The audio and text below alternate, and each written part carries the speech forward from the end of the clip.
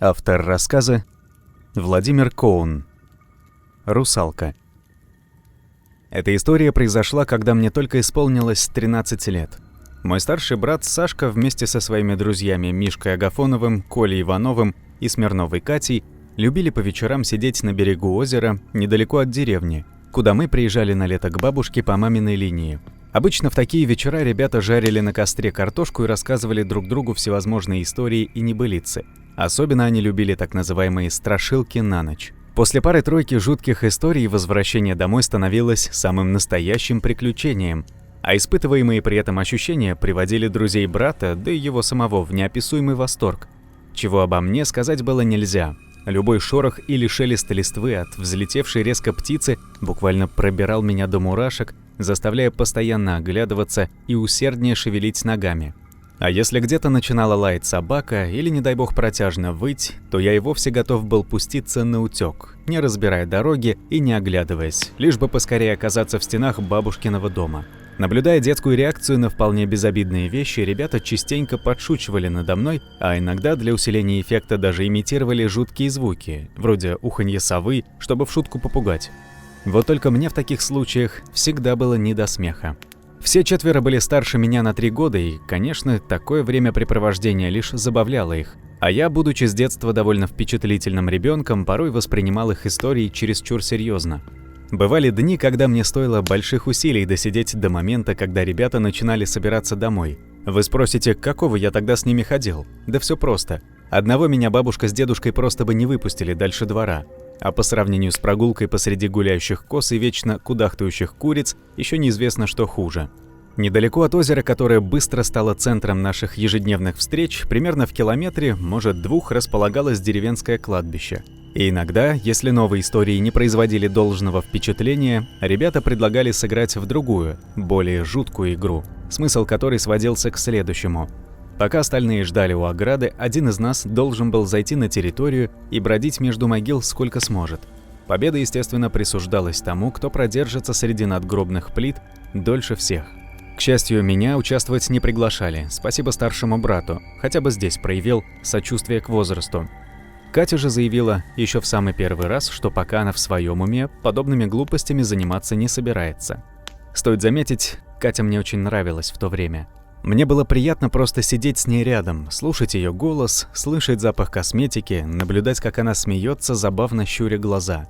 Порой мне удавалось украдкой как бы случайно касаться ее локтя, и это были незабываемые впечатления. Так что возникновение их забавы для меня оказалось отличной возможностью побыть с объектом моей симпатии наедине.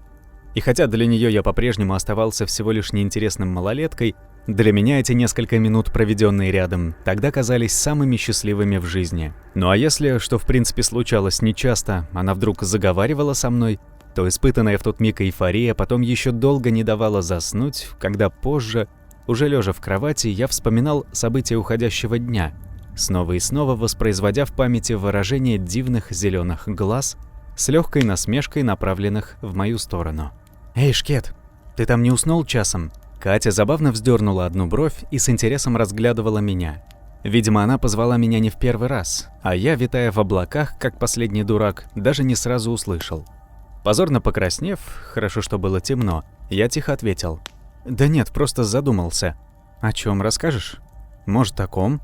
От ее лукавой улыбки мои щеки запылали еще ярче. «Да ни о ком, так просто». Какое-то время девушка смотрела на меня, не отрываясь, словно знала, что я думал именно о ней. Глядела и хитро улыбалась. Издевалась, что ли? Щеки буквально огнем пылали. Вскоре я уже ни о чем другом не думал, кроме как вскочить с места и, сверкая пятками, убежать домой, прекращая позорную пытку. Но в итоге поднялся с пенька, на котором сидел весь вечер, и принялся усердно тормошить угли первой попавшейся под руку веткой. Сам не знаю зачем. Наверное, хотел таким образом заполнить неловкую паузу. «Да блин!» Резко потеряв ко мне интерес, встрепенулась Катя. «Долго их еще ждать? Терпеть не могу, когда они туда уходят. Детский сад какой-то. Ладно, еще здесь дурью всякой маются, но на кладбище-то зачем? Придурки. Как думаешь, а может, проучим их?» «В смысле?» «Ну, не знаю. Давай тупо свалим. Пошли они нафиг. Они пиво напились, им весело, а мы здесь торчим, комаров кормим. Так что скажешь, малой? Валим?» Меня проводишь и по-быстрому к себе. Дом Надежды Ивановны рядом совсем, не заблудишься. А утром вместе с этих утырков поугараем, а? Мое сердце чуть не выпрыгнуло из груди. Проводить? Да я о таком даже мечтать не смел. И уже готов был согласиться, но спонтанная мысль о том, что затем придется возвращаться одному по темной улице, довольно быстро охладила мой преждевременный порыв. Я даже не знаю, влетит мне потом от Саши. Разочарованно протянула Катя. Понятно все с тобой. Трусишка. И вовсе я не трусишка. Уверен? А доказать готов? Сейчас-то понятно, что Катя просто издевалась надо мной от скуки. Но тогда я об этом даже не задумывался. Меня настолько сильно зацепила колкая насмешка, что захотелось во что бы то ни стало переубедить ее. Готов. Ну что же, тогда для начала я расскажу тебе одну историю. Садись поближе. А потом задание дам. Если не испугаешься и выполнишь все в точности, поверю. А если сдрейфишь, будешь в озеро с голым задом сигать. Идет? Идет. Катя довольно заулыбалась и похлопала ладонью по стволу поваленного дерева рядом с собой, немного отодвигаясь в сторону. Я послушно присел на указанное место. Короче так, примерно 100 лет назад, когда нашей деревушки как таковой еще не существовало, стояло здесь имение купца зажиточного, да и несколько покосившихся изб его работников. Купец этот не столько торговать любил, сколько путешествовать. Дома практически не появлялся, а хозяйством жена его заправляла. При этом, надо сказать, любил он ее сильно. Жизни без нее не чаял, но подолгу дома усидеть не мог. И каждый раз, уезжая, строго-настрого предупреждал, что если не ровен час любовника она себе заведет, то забьет плетьми насмерть. И ее, и его. Да только угрожал он бедной женщине зря. Любила она его беззаветно. И о других мужиках ни секунды не помышляла. Пока муж в отъездах пропадал, она исправно за хозяйством следила, да малых деток грамоте и воспитанию учила. Все у нее ладилось, все в порядке было. И дом, и хозяйство, и семья. Так бы они и жили, но однажды вернулся муж домой словно не родной. В глаза не смотрит, ни улыбки, ни доброго слова. Мимо прошел и в своем кабинете заперся. Расстроилась жена, места себе не находит. Что не так сделала, чем провинилась, не понимает. На утро следующего дня вышел муж из кабинета. Вид усталый, невыспанный, щетина, глаза красные. Повелел всех рабочих собрать, а когда пришли мужики, приказал в роще, где сейчас мы с тобой сидим, карьер под озеро выкопать. Раньше, как ты понимаешь, его здесь и в помине не было. Месяц 72 мужика копали карьер под озеро, а затем еще 2 воду в бочках из соседнего села возили. Только не залили карьеры наполовину. Все это время, пока результата ждал, купец смурный ходил. С женой и с детьми не разговаривал, дела свои торговые забросил и схудал. Только и делал, что целыми днями вдоль берега ходил да причитал. Тихо так, еле слышно. Пробовали подслушать даже, но никому не удалось и слова разобрать. Поговаривали, на языке чудном он говорил, ни слова по-нашему. На 2-ю неделю сентября пошли дожди. Да такие сильные, что в этих краях и не видели никогда. 13 суток не прекращались. А когда небо в следующий раз просветлело, карьер чудесным образом заполнился до краев. Увидев озеро, о котором так долго мечтал, купец сильно обрадовался. Изменился в лице, посвежел. Даже у жены прощения просил, что все это время ей с детьми внимания не уделял. Пообещал на ближайших выходных на ярмарку всех отвезти, чтобы повеселиться как следует. Весь следующий день они с женой в разговорах провели. Купец ей про страны далекие рассказывал, про животных чудных и людей с другим цветом кожи. И так долго они разговаривали, что не заметили, как полночь наступила. Умаялись сильно. Стоило в постель лечь, купец мгновенно заснул, а жена нет. Так обрадовалась, что супруг снова в полном здравии, что и спать не могла. И вот лежит она о своем бабьем счастье размышляет. Как вдруг слышит, голос девичий поет что-то. Тоненько так, жалостливо. «Вот забрал ты мое сердце, молодец, и любовь забрал. Обещал, что вместе будем. Оказалось, врал. Вот приду за сердцем, молодец, заберу любовь, украду семью твою, выпью всем им кровь». Перепугалась женщина. Мерещится, что ли? Мужа локтем толкнула, не проснулся. Она еще раз, и еще. Не просыпается купец. Делать нечего. Осторожно, стараясь не шуметь, с кровати встала и лампу керосиновую подожгла. Прислушалась. Вроде тихо. А затем голос снова зазвучал, как будто из кухни. Она руку с лампой вперед вытянула и пошла, крадучись. На кухню заходит, осматривается вокруг. А там нет никого. И песня прекратилась. Выдохнула женщина, перекрестилась. Хотела уже в кровать вернуться, да только скользнул ее взгляд по окну случайно. А там за стеклом силуэт женский. Черный как уголь, внешность не разобрать. Видно только, что статью молода и волосы длинные, ниже пояса свисают. А еще глаза огоньками красными светятся. «Привидение?» Испуганно перебил я Катю, оборвав на самом страшном для меня месте. Признаться, с самого начала слушать эту историю мне было не по себе. А после отчетливо представленной картины мающегося за окном призрака стало только хуже. «Почему привидение?» – искренне удивилась девушка. «Ты ведь сама сказала, глаза красные». «И что?» Катька засмеялась так, будто я сморозил несусветную глупость. Неприятно. Я насупился и отвернулся. «Да ладно тебе, мало ли кто там был. Может, женщине и вовсе померещилось. Ты до конца дослушай. Или испугался уже?» «Не испугался. Рассказывай». В общем, перепугалась она и обратно в спальню бегом. Мужа во что бы то ни стало будить. Глядь, а кровать-то пустая. А на полу следы мокрые. Широкие, мужские. И поменьше. То ли женские, то ли вовсе ребенка. Испугалась женщина пуще прежнего. А делать-то что? Лампу снова вперед выставила и по следам во двор вышла. Смотрит, невдалеке муж ее бредет в сторону карьера. Качается, спотыкается, будто пьяный. Она его звать, а он не реагирует никак. Женщина сапоги в предбаннике схватила и бросилась следом. Нагнала, а муж уже в воде по пояс и дальше идти продолжает, не останавливается. Она его снова по имени звать, без толку. Пока в воду не вбежала и за руку не схватила, словно не замечал. А тут повернулся к ней, а на глазах слезы. Да не слезы, а кровь самая настоящая. Не выдержала больше женщина и в обморок прямо в воду упала. Когда очнулась, то оказалось, лежит в своей кровати, будто и не вставала еще. Приснится же гадость такая. Вздохнула она с облегчением, перекрестилась и, откинув одеяло, на кухню отправилась воды испить. А уже на кухне в окно глянула. Не может быть, солнце садится. Получается, весь день проспала. Но самое странное, во дворе муж вроде как уходить собирается. Ведро принес, снасти, удочку. Женщина на крыльцо выбежала и спрашивает, куда это он готовится. А купец отвечает, нужно на ночь на озеро пойти, порыбачить, мол. Так сильно захотел, аж не вмоготу. Удивилась жена. Откуда же там рыба, спрашивает, грязь одна, да тина. Будет рыба, уверенно заявил муж и продолжил собираться. Женщина хоть и заподозрила неладное, спорить не стала, только еды принесла да вещей теплых.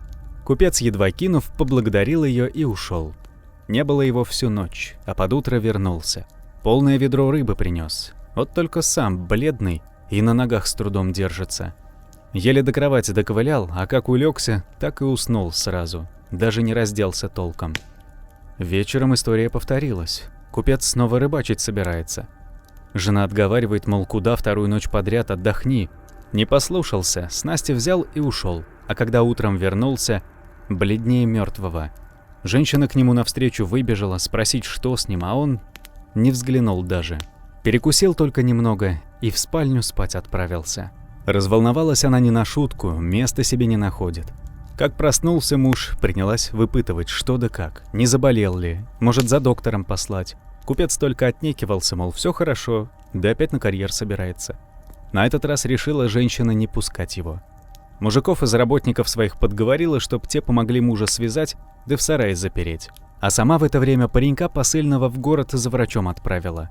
Сопротивлялся купец неистово, правда недолго. Видимо, хворь, что напала на него, последние силы отняла. Мужики связали его покрепче, да в сарае заперли, как договаривались. Около 10 вечера раздался из сарая крик отчаянный. Только не человеческий, а будто там животину какую терзали.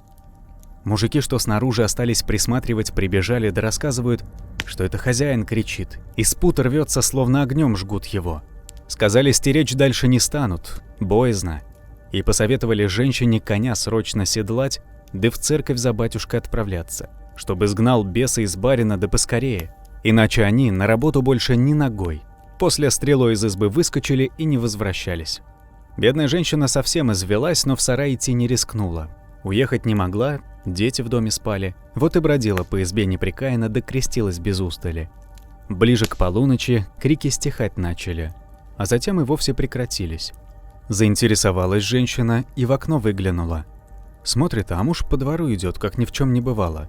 Ни веревок на нем, ни пут каких. А идет не куда-нибудь, а в сторону карьера.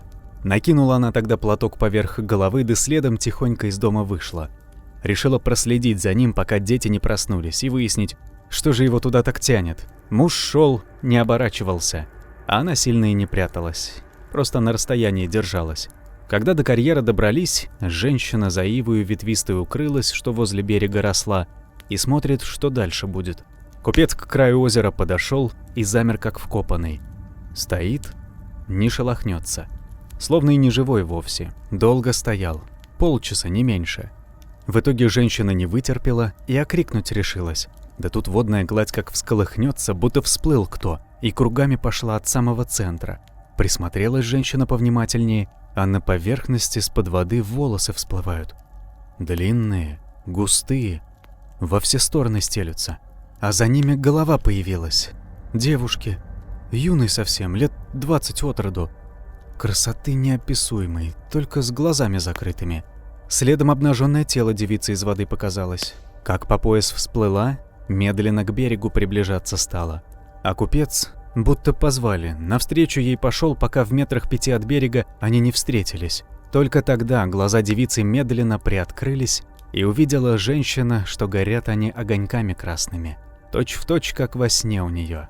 Еще чуть-чуть и закричала бы от страха, что есть сила, но сдержалась в последний момент. Лишь рот ладонью зажала.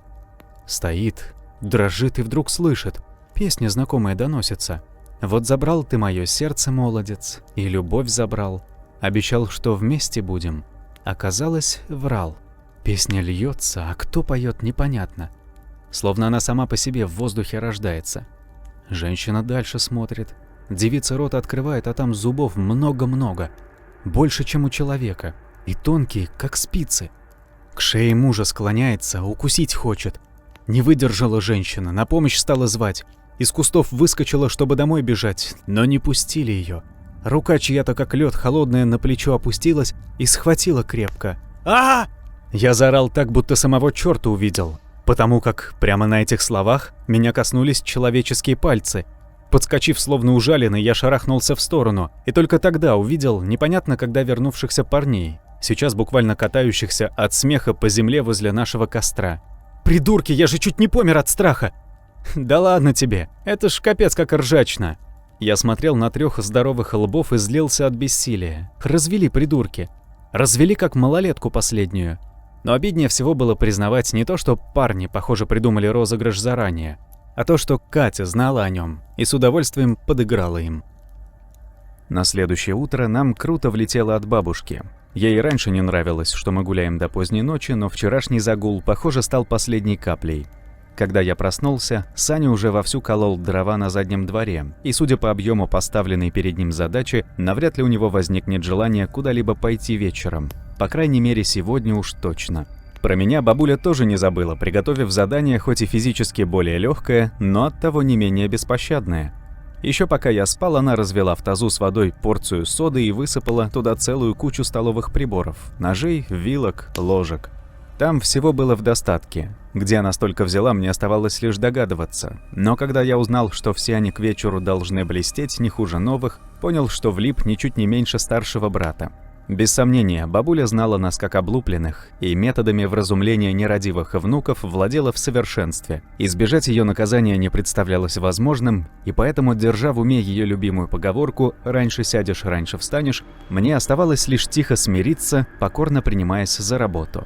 Я сидел на кухне возле таза, битком набитого ложками, уже часа 2, когда неожиданно с улицы донесся Катин голос. Судя по всему, она шла прямиком в дом, попутно разговаривая о чем-то с бабушкой. Было не разобрать, о чем конкретно, но она точно смеялась, что наводило на приятную мысль о скором смягчении гнева моей любимой старушки. Хотя, если честно, в тот самый миг уровень бабушкиной рассерженности волновал меня меньше всего. Как только я услышал веселый голос соседки, то забеспокоился совсем о другом. Вспоминая ночное фиаско, мне совершенно не хотелось встречаться с Катей с глазу на глаз, да еще и при свете дня.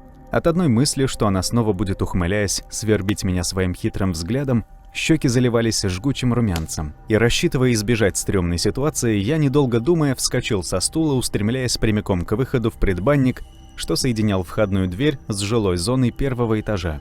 Помимо холодильника и зоны, где можно переодеть верхнюю одежду, там находилась и лестница, ведущая на второй этаж. Именно наверху я рассчитывал пересидеть неожиданный визит, так как был полностью уверен, что девушка пришла к брату и, соответственно, надолго в доме не задержится. Но каким-то непостижимым образом она оказалась внутри намного раньше, чем я предполагал, отчего, вылетая из кухни, только чудом не сбил ее с ног. «О, привет! Куда спешишь, Шкет?» «Да, я...» Ощутив себя полным идиотом, я не нашелся, что ответить, и тупо перевел стрелки. «А Сани здесь нет, он там, за сараем, дрова колет».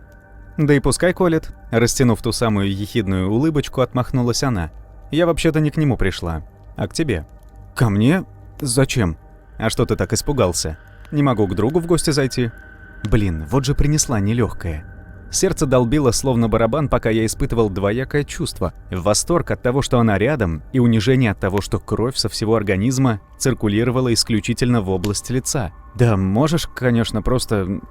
Какие мы друзья, особенно после вчерашнего. Слушай, малой, я, собственно, по этому поводу и зашла. Извиниться хотела перед тобой. Сначала думала прикол, поржем все вместе, а потом увидела твою реакцию и как-то... нехорошо себя почувствовала. Неудачно мы пошутили. Так что ты это... извини, лады? Обещаю с данной минуты в дурацких розыгрышах, задевающих твою тонкую душевную организацию, больше не участвовать. Что скажешь? Прощаешь меня? Не понял. Чего задевающих? Да ничего, забей. Шутка. Еще одна. Звонко засмеялась Катя, но тут же быстро добавила, заметив мой враз потускневший взгляд. Не, ну серьезно, прости, пожалуйста. Проехали. Я как-то и не обижался особо. Поначалу злился немного, и все. Вот и отлично. Облегченно воскликнула девушка и разве что в ладоши не хлопнула от радости. А чтобы окончательно загладить свою вину, предлагаю прямо сейчас вместе прогуляться. Устроим типа мини-свидание, а? Что думаешь? Едва дрогнув, земля ушла у меня из-под ног. Свидание? Со мной? От ошеломляющего предложения Кати я разволновался только сильнее. Да так, что даже заикаться начал. Сегодня не получится, наверное. Вчера влетело нам знатно от бабушки, так что точно не отпустит. Отпустит. Сознанием дела заявила Катя, старательно не замечая мое идиотское поведение. Уже отпустила. Я договорилась. Собирайся, а я пока на улице подожду. Погода отличная, кстати. А как же Саша и ребята? Машинально спросил я, все еще не до конца веря, что мне предстоит прогулка с девушкой мечты. «Да зачем нам эти придурки?» — фыркнула моя собеседница. «Прогуляемся немного, до озера сходим, может, даже искупаемся. Заодно поболтаем по дороге. Ты мне о городской жизни расскажешь, как там у вас все устроено, а парни твои только мешать будут». Девушка перешла на шепот и озорно подмигнула. «Если честно, надоели они мне жуть как. Поговорить толком не о чем, одни шутки плоские. И на уме только кто сколько сигарет у бати дернул, да под пиво в карты поиграть. Ты вот другое дело, не испорченный совсем». Катя взяла паузу, давая мне возможность переварить услышанное, а затем, видя мои продолжающиеся терзания, нетерпеливо уточнила. «Идёшь или нет? Если честно, не очень хочется тебя до вечера уговаривать». «Прости», — встрепенулся я. «Конечно, конечно, иду.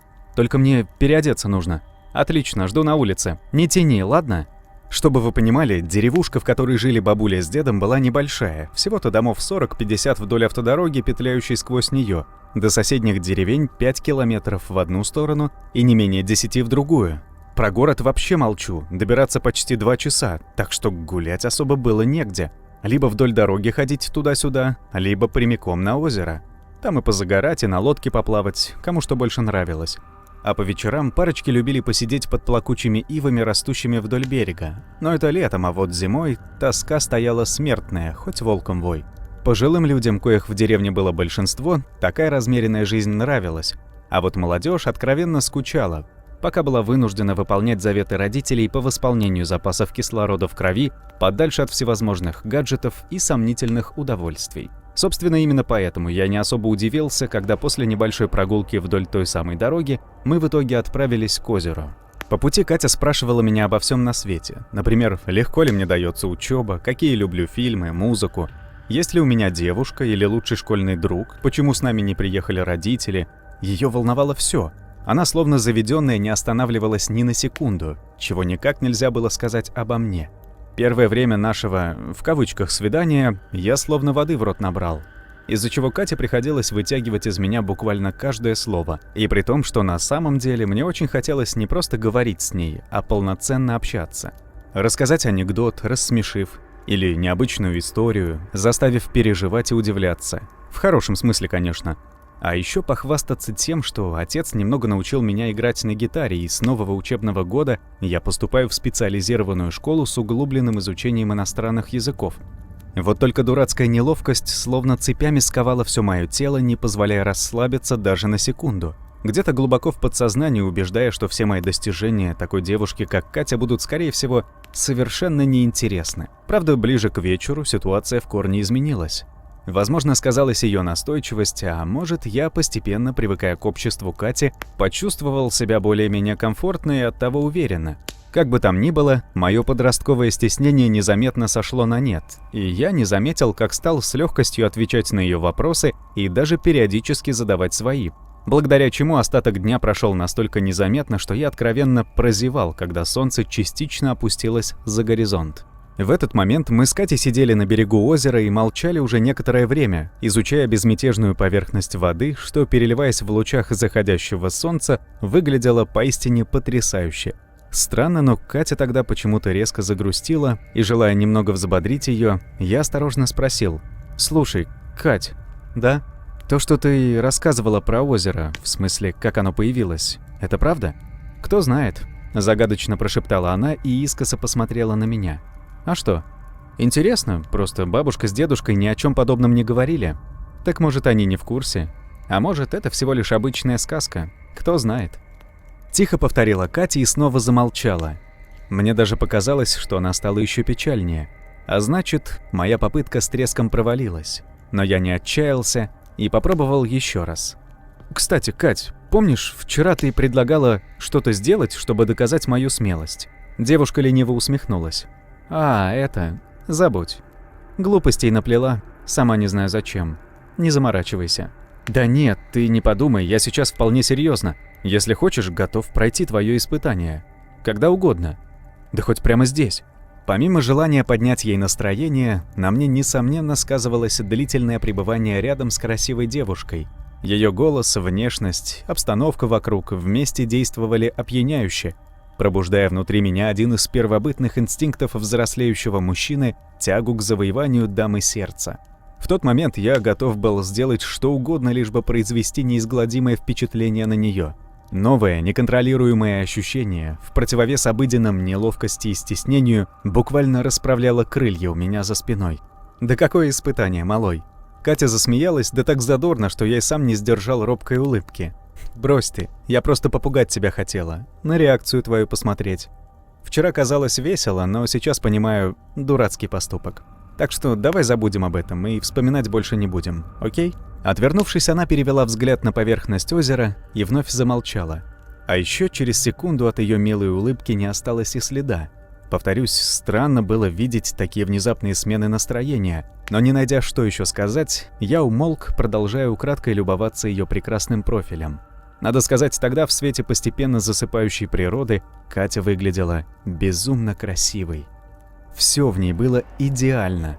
Каждая черточка, каждый изгиб. Она будто бы светилась неким внутренним светом. За исключением глаз, которые по-прежнему излучали грусть неизвестной мне природы. Но когда я почти решился спросить ее, в чем дело, и уже было открыл рот, неожиданно возникший голос брата помешал мне. «Андрей! Андрей, ты здесь?» От недовольных ноток в его голосе пришло резкое осознание, что гуляю-то я чересчур долго для своего возраста, много дольше позволенного. Испугавшись, что теперь мне точно не сдобровать, я пулей вскочил на ноги и принялся испуганно озираться. Походу, мне сегодня опять влетит. Черт! Если Сашку отправили меня искать, значит, бабуля рассердилась по-настоящему. «Катя, посмотри, пожалуйста, сколько сейчас времени?» Судорожно ища глазами брата, который должен был вот-вот появиться в зоне видимости, я чувствовал себя жутко неловко перед своей спутницей и старался не смотреть в ее сторону. Не очень-то приятно, когда тебя ищут словно маленького. Но когда не услышал ответа на свой вопрос, удивленно обернулся и обнаружил, что на том месте, где Катя сидела еще несколько секунд назад, сейчас уже никого не было. «Катя!» – позвал я несколько рассеянно. «Катя, ты где? Если ты из-за брата спряталась, не волнуйся, я ему все объясню».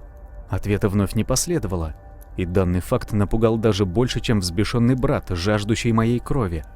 Как такое возможно? Ведь еще секунду назад она была здесь. Машинально я сделал несколько неуверенных шагов вдоль берега, внимательно осматривая окрестности. Все это время Саня продолжал звать меня, но вместо того, чтобы послушно откликнуться, я все свое внимание уделил поискам Кати, которая по-прежнему так и не объявилась. У меня никак не хотелось укладываться в голове ее странное исчезновение, и, пребывая в глубокой растерянности, я несколько раз повернулся вокруг своей оси, обескураженно озираясь, пока наконец не выдержал и громко не позвал ее по имени. «Катя!» Сначала тишина, а затем невдалеке, в районе, где единой густой стеной возвышался озерный тростник, послышался треск ломающихся растений, как если бы кто-то тихо перемещался в зарослях камыша, или даже скорее полз. Я резко повернул голову в том направлении, после чего звук мгновенно прекратился. Если там кто-то и был, он явно остановился. Возможно, тоже заметил меня. Я машинально сделал шаг вперед, предполагая, что в том направлении ушла Катя, но тут же замер, поморщившись от неприятной догадки. Катя, озеро, сумерки, неожиданно объявившийся брат, а теперь еще и подозрительные звуки из скрытого для глаз пространства. Да это же очередной розыгрыш. Чтоб их! Ярость и обида мгновенно охватили меня, а еще жестокое разочарование. Как она могла? Уже порядком стемнело. Помимо голоса брата, постоянно звавшего меня, я слышал только редкие крики птиц, да шелест листвы, качающихся на ветру деревьев. В остальном вокруг было довольно тихо. Я отметил это на уровне подсознания и невольно насторожился. Но присутствие поблизости брата придало уверенности, немного приглушив мои детские страхи. «Решили поиграть?» – зло прошептал я. «Будь по-вашему». Стараясь лишний раз не шуметь и слегка пригнувшись, я засеменил к зарослям тростника. Единственное, сделал небольшой крюк от того места, где, по моим предположениям, спрятался шутник, рассчитывая зайти горе-юмористу в спину. Еще посмотрим, кто кого напугает. Довольно улыбаясь, подумал я тогда. Добравшись до нужного места, я присел на корточки возле границы тростниковых зарослей и внимательно всмотрелся перед собой. Рядом со мной точно никого не было, и, предвкушая, с каким наслаждением я сломаю им весь кайф, сделал 2 осторожных шага внутрь, стараясь ступать так, чтобы хруст сухого камыша раздавался как можно тише. Тряпичные кеды тут же намокли, из-за чего я чуть не выдал себя, желая выругаться, но сдержался, вовремя закусив губу. А мое еще минуту назад залихватское настроение при этом резко пошло вниз. Более того, преодолев весьма небольшое расстояние, я вдруг ощутил внутренний дискомфорт неизвестной мне природы. Мысли о месте начали стремительно растворяться, постепенно превращаясь в отчетливое желание бросить дурацкое занятие и бегом вернуться домой. Я почти решился, но неожиданно слева послышался шорох, заставивший меня испуганно вздрогнуть и отвлечься от дилеммы «бей или беги». Надеясь не выдать своего присутствия, я неподвижно застыл в одном положении.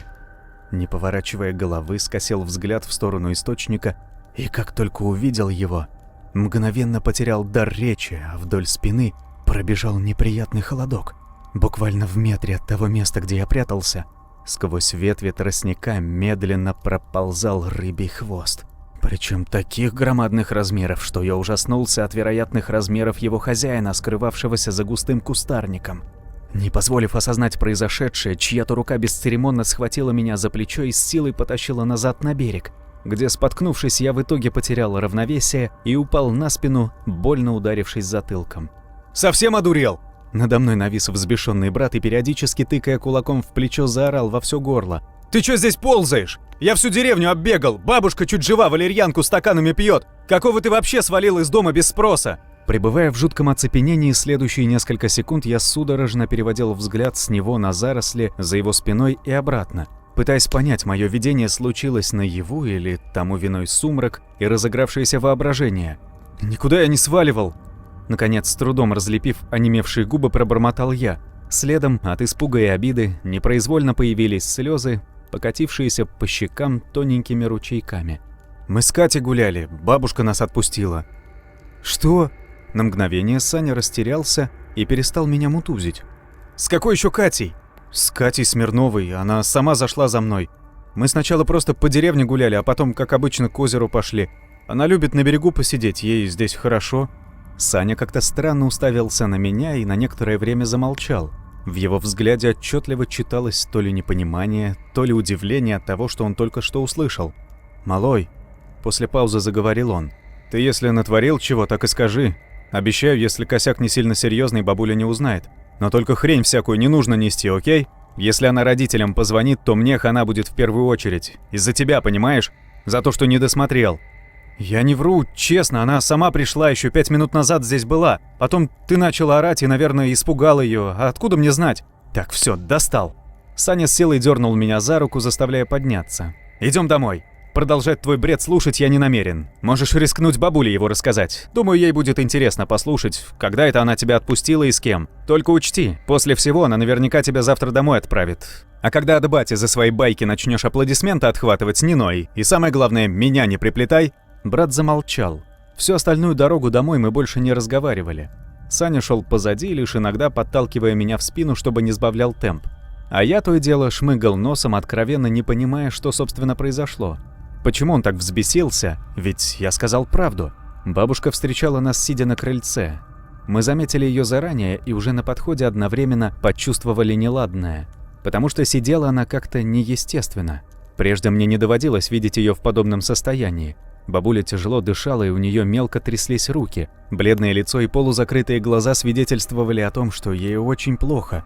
Брат среагировал первым и, мгновенно забыв про меня, сломя голову, бросился к крыльцу. «Деда!» – заорал он, перепрыгивая ступеньки. А оказавшись рядом с бабулей, тут же схватил ее за плечи и осторожно потряс, привлекая внимание. «Бабуль, ты как, бабуль?» Затем из дома выскочил взволнованный дедушка, и началась такая суматоха, что я мало что запомнил. Просто тихо сидел на ступеньках, плотно поджав ноги к груди и обхватив их руками, сильно переживая и молясь всем сердцем, чтобы с дорогим мне человеком ничего не случилось. Вскоре приехала скорая и забрала бабушку в больницу. Дедушка уехал с ней, заранее повелев нам крепко-накрепко запереть все двери. Пообещал по дороге позвонить родителям, а пока мы оставались одни, нам запрещалось даже открывать окна, не то что выходить на улицу. Саня послушно сделал все, как ему велели. Защелкнул замок входной двери, проверил, закрыты ли окна, а затем подогрел ужин, и мы оба поели. Все это время брат молчал, стараясь не смотреть в мою сторону. Я понимал, что он волнуется за бабушку и, конечно, винит меня в том, что случилось. Переубедить его вряд ли бы получилось, поэтому я решил не лезть на рожон и дождаться возвращения бабушки, которая подтвердила бы, что я вовсе не сбегал из дома, тем более без спроса, а задержался лишь потому, что элементарно потерял счет времени. Что здесь такого? В тот вечер я был полностью уверен, что раз бабулю забрали врачи, и теперь она под их присмотром, значит, все будет нормально. Они обязательно ей помогут. Ее возвращение – просто вопрос времени. Только странная выходка Катя не желала выходить у меня из головы. Почему она ушла, ничего не сказав? Почему не объяснила ситуацию брату, ведь они друзья? И что, если она никуда не уходила, а просто отлучилась на минуту? По нужде, например. Вполне естественно, сказать мне об этом ей было бы неловко. Но если так, получается, когда она вернулась и никого не обнаружила, могла ли она подумать, что это я бросил ее? Соглашусь, звучит несколько наивно, но поверьте, в свои 13 лет я рассуждал именно так. После 11 вечера позвонили родители. Сказали, что уже на полпути и доберутся ближе к полуночи. Попросили, чтобы мы их не ждали и спокойно ложились спать. А еще сообщили, что с бабушкой все в порядке, и завтра во второй половине дня дедушка привезет ее домой. Закончив телефонный разговор, Саня немного отошел и даже перекинулся со мной парой фраз. Я не рискнул задавать ему вопросы про Катю, чтобы лишний раз не злить, разумно посчитав, что это может подождать и до завтра. В конце концов, она была взрослой девочкой, вполне способной добраться до дома самостоятельно. Единственное, уже лежа в кровати, я обещал себе, что завтра с утра обязательно загляну к ней, чтобы извиниться. После случившегося с бабулей не было сомнений, что родители на обратном пути заберут нас в город. Уж меня-то точно. А мне совсем не хотелось, чтобы она запомнила меня таким безответственным. Короче говоря, будучи полностью уверенным, что принял правильное решение, я вскоре окончательно успокоился и стал постепенно засыпать. Из сладкой неги меня выдернул странный звук. Противный, скрипящий звук, пробирающий до мурашек. Словно кто-то медленно водил пальцем по свежевымытому стеклу. А его источник, очевидно, находился в соседней комнате. Саня уже крепко спал на своей кровати, И если бы не его периодичные посапывания да мерное тиканье настенных часов, в доме стояла бы гробовая тишина, посреди которой раздавалось мерное «Саня!» – тихо позвал я. «Сань!» «Что?» – недовольно поинтересовался брат сквозь не до конца прерванный сон. «В другой комнате кто-то есть. Слышишь, скребется». «Это кошка, наверное, забей». «Ну, Сань!» «Отвали, говорю. Если тебя напрягает, сходи выпусти ее в предбанник, а я спать хочу». Брат демонстративно перевернулся на другой бок и почти сразу засопел вновь. У меня же наоборот, сон как рукой сняло. Дверь между комнатами была не заперта, и ее темный проем находился прямо перед моими глазами, буквально в метрах 5. Слушая жуткий то ли скрип, то ли треск, я словно под гипнозом неотрывно смотрел в его центр, пока не услышал звук, похожий на топот босых ног по гладкому полу. Словно кто-то не спеша прошелся туда-сюда по соседней комнате. Я затаил дыхание и замер, стиснув в пальцах одеяло до звона в ушах, напрягая слух. Еще через минуту мне померещилось, что некий силуэт проявился внутри дверного проема и неподвижно застыл там, пристально глядя мне в ответ. Мои глаза расширились от охватившего меня ужаса, и я нервно сглотнул подступивший к горлу ком. Сквозь ночной сумрак за мной наблюдала девушка. Обнаженная. Она просто стояла и неотрывно смотрела на меня, а ее густые волосы плавно развивались под воздействием несуществующего ветра. Сердце пропустило удар, помогая выйти из ступора. Я машинально накрылся одеялом с головой, крепко зажмуривая глаза. Задержал дыхание, боясь лишний раз пошевелиться, и несколько раз шепотом повторил. Мне показалось, там никого нет. Это все эти проклятые истории, Мне показалось. Я пролежал таким образом минут 5, трясясь от страха и переживая, что кто бы это ни был, она вот-вот подойдет ближе и случится нечто ужасное. Но когда спустя пару-тройку минут ничего не произошло, я решился выглянуть из-под одеяла, чтобы осторожно посмотреть в проем и убедиться в собственном утверждении. И в этот раз там действительно никого не оказалось. Глаза, успев привыкнуть к темноте, теперь довольно отчетливо разбирали силуэты предметов мебели и остальной обстановки соседней комнаты. Я облегченно выдохнул и повторно закрыл глаза. Дышал все еще тяжело, и пришлось применить немалые усилия, чтобы немного успокоиться. Очень хотелось поскорее заснуть, но сон, как назло, даже не думал возвращаться. К тому же темный прямоугольник двери продолжал действовать угнетающе, вынуждая периодически приоткрывать один глаз, раз за разом удостоверяясь, что там никого нет. Не скажу, сколько в итоге продолжалась эта мука, но настал момент, когда я не выдержал. Собрав всю имеющуюся у меня смелость в один спонтанный порыв, я быстро выпрыгнул из кровати, стрелой бросился к проему и с грохотом захлопнул чертову дверь. А когда дело было сделано, также быстро вернулся обратно. С закрытой дверью стало заметно спокойнее. Спустя некоторое время я уже благополучно клевал носом. Только окончательно отключиться все равно не удалось. Сквозь плавно накатывающую дремоту мне вдруг послышалось красивое женское пение. Оно лилось мягко, мелодично. Так в старых фильмах, что я видел, молодые девушки пели песни своим суженым, а доносилось пение не откуда-то из дому, а словно из глубин моего собственного подсознания. «Вот забрал ты мое сердце, молодец, и любовь забрал.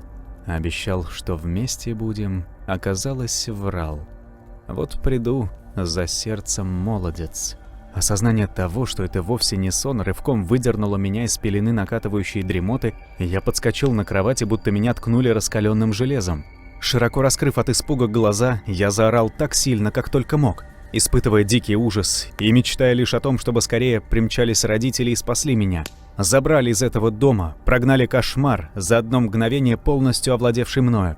Но даже сквозь нарастающую снежным комом панику, я довольно скоро понял, что рядом никого нет. И не потому, что в комнате помимо меня не было ни души, а потому что моя кровать сейчас стояла вовсе не в комнате, а посреди ночного леса, в самом центре нашего озера, по чьей поверхности сплошным покрывалом стелился густой туман.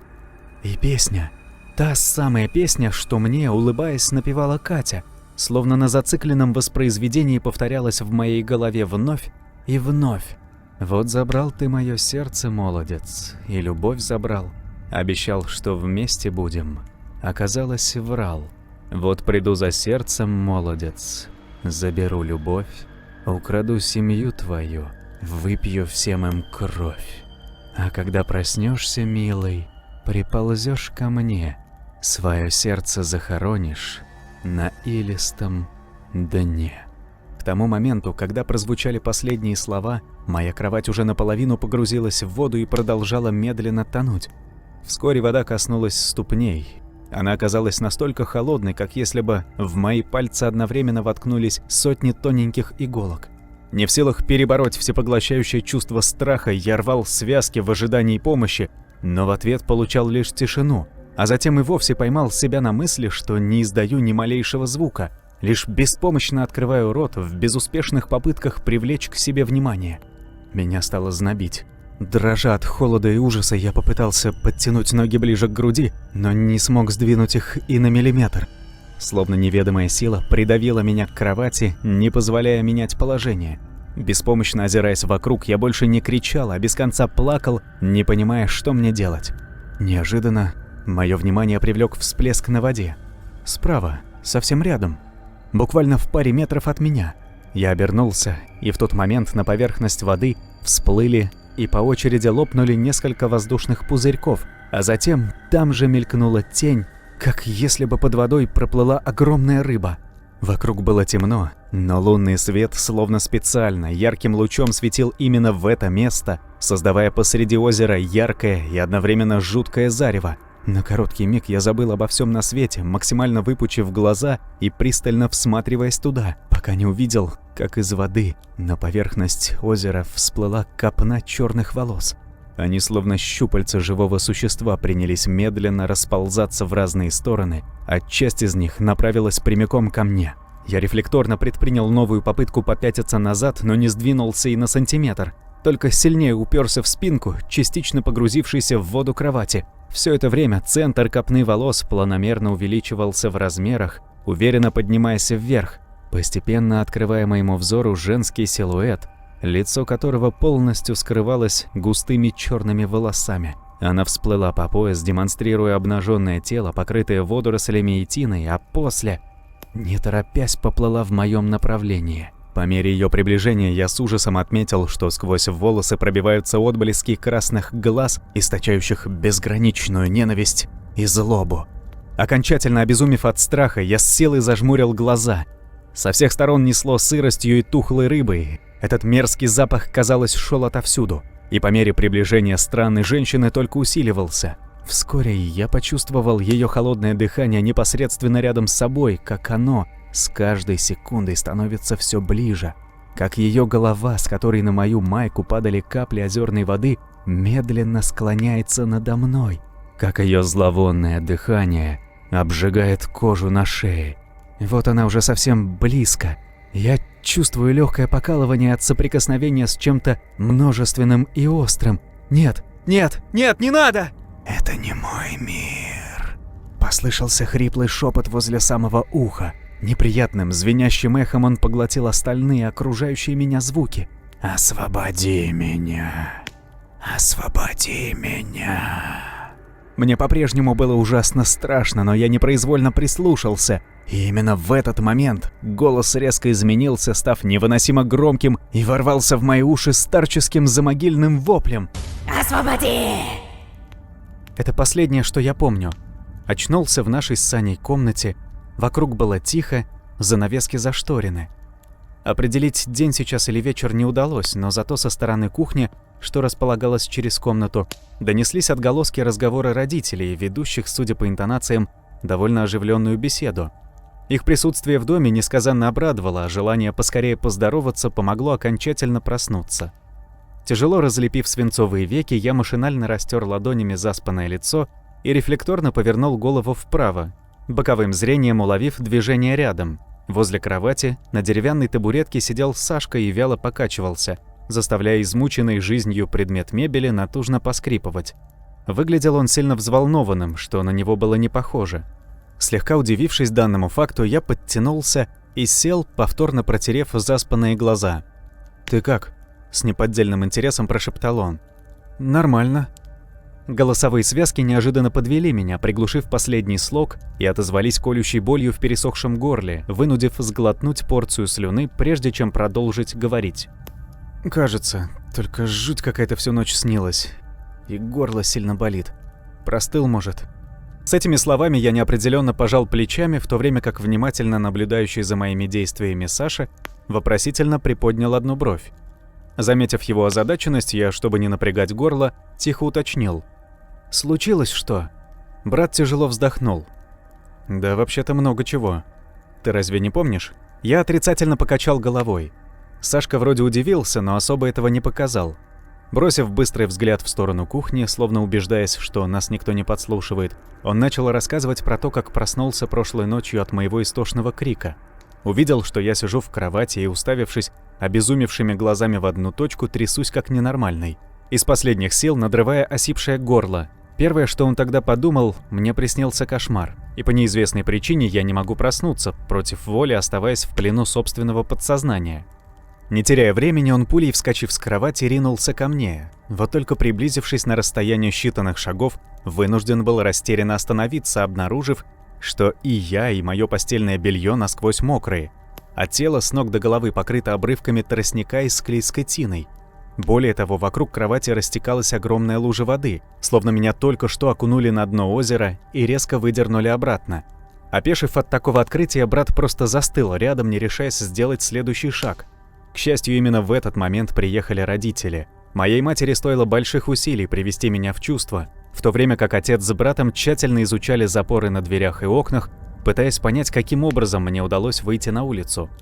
Раньше я никогда не проявлял признаков лунатизма, но другого логичного объяснения моему состоянию и, что немаловажно, внешнему виду, они попросту не находили.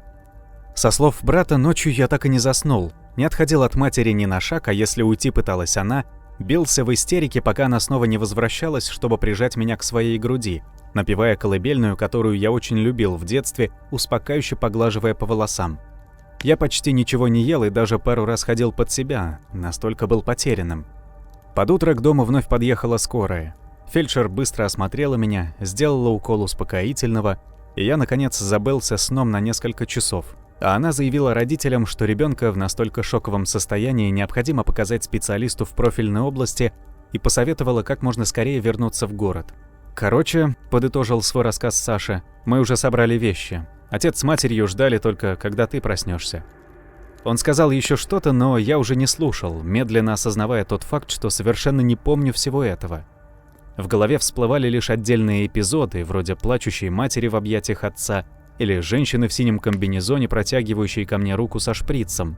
При этом сознание уверенно захватывала другая, пугающая до жути мысль, что, оказывается, этот кошмар, который еще секунду назад я воспринимал как страшный сон, на самом деле им вовсе не являлся.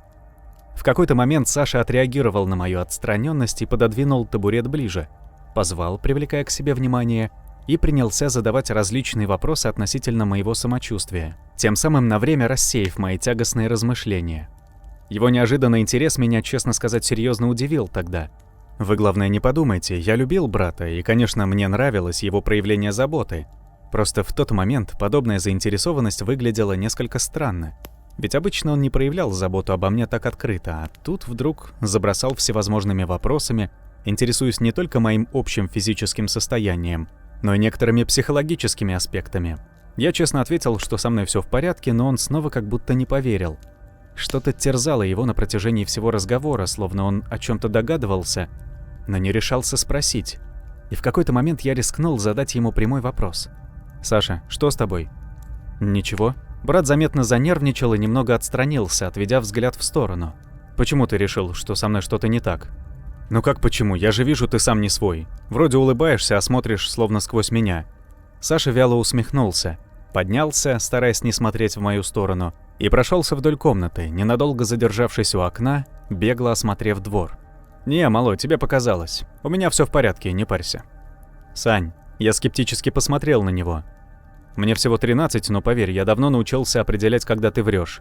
По-моему, тебя что-то беспокоит. И вполне вероятно, это что-то связано со мной?» Брат оглянулся. Грустно улыбнувшись, он посмотрел на меня так пронзительно, что я непроизвольно поежился. Затем снова повернулся к окну, помолчал какое-то время и нехотя ответил. «Просто мне не по себе от всего этого». «От чего от этого?» «От этих твоих кошмаров, например. А еще от того, что завтра родители собрались вести тебя к долбанным мозгоправам. Они думают, у тебя лунатизм или что-то типа того. Только я почти уверен, это дело совсем не в нем. Ну или отчасти в нем, точнее, в том, как он возник. Черт. Не знаю, как правильно сказать». Он снова прервался, напряженно размышляя, стоит ли заканчивать начатое. Постоял недолго и вдруг признался. «Дело в том, что это моя вина, малой. Из-за меня эта дичь с тобой творится. Не надо было тебя с собой брать. Вообще лезть туда не надо было». Брат отвернулся в сторону, но я все равно заметил заблестевшие у него на глазах слезы.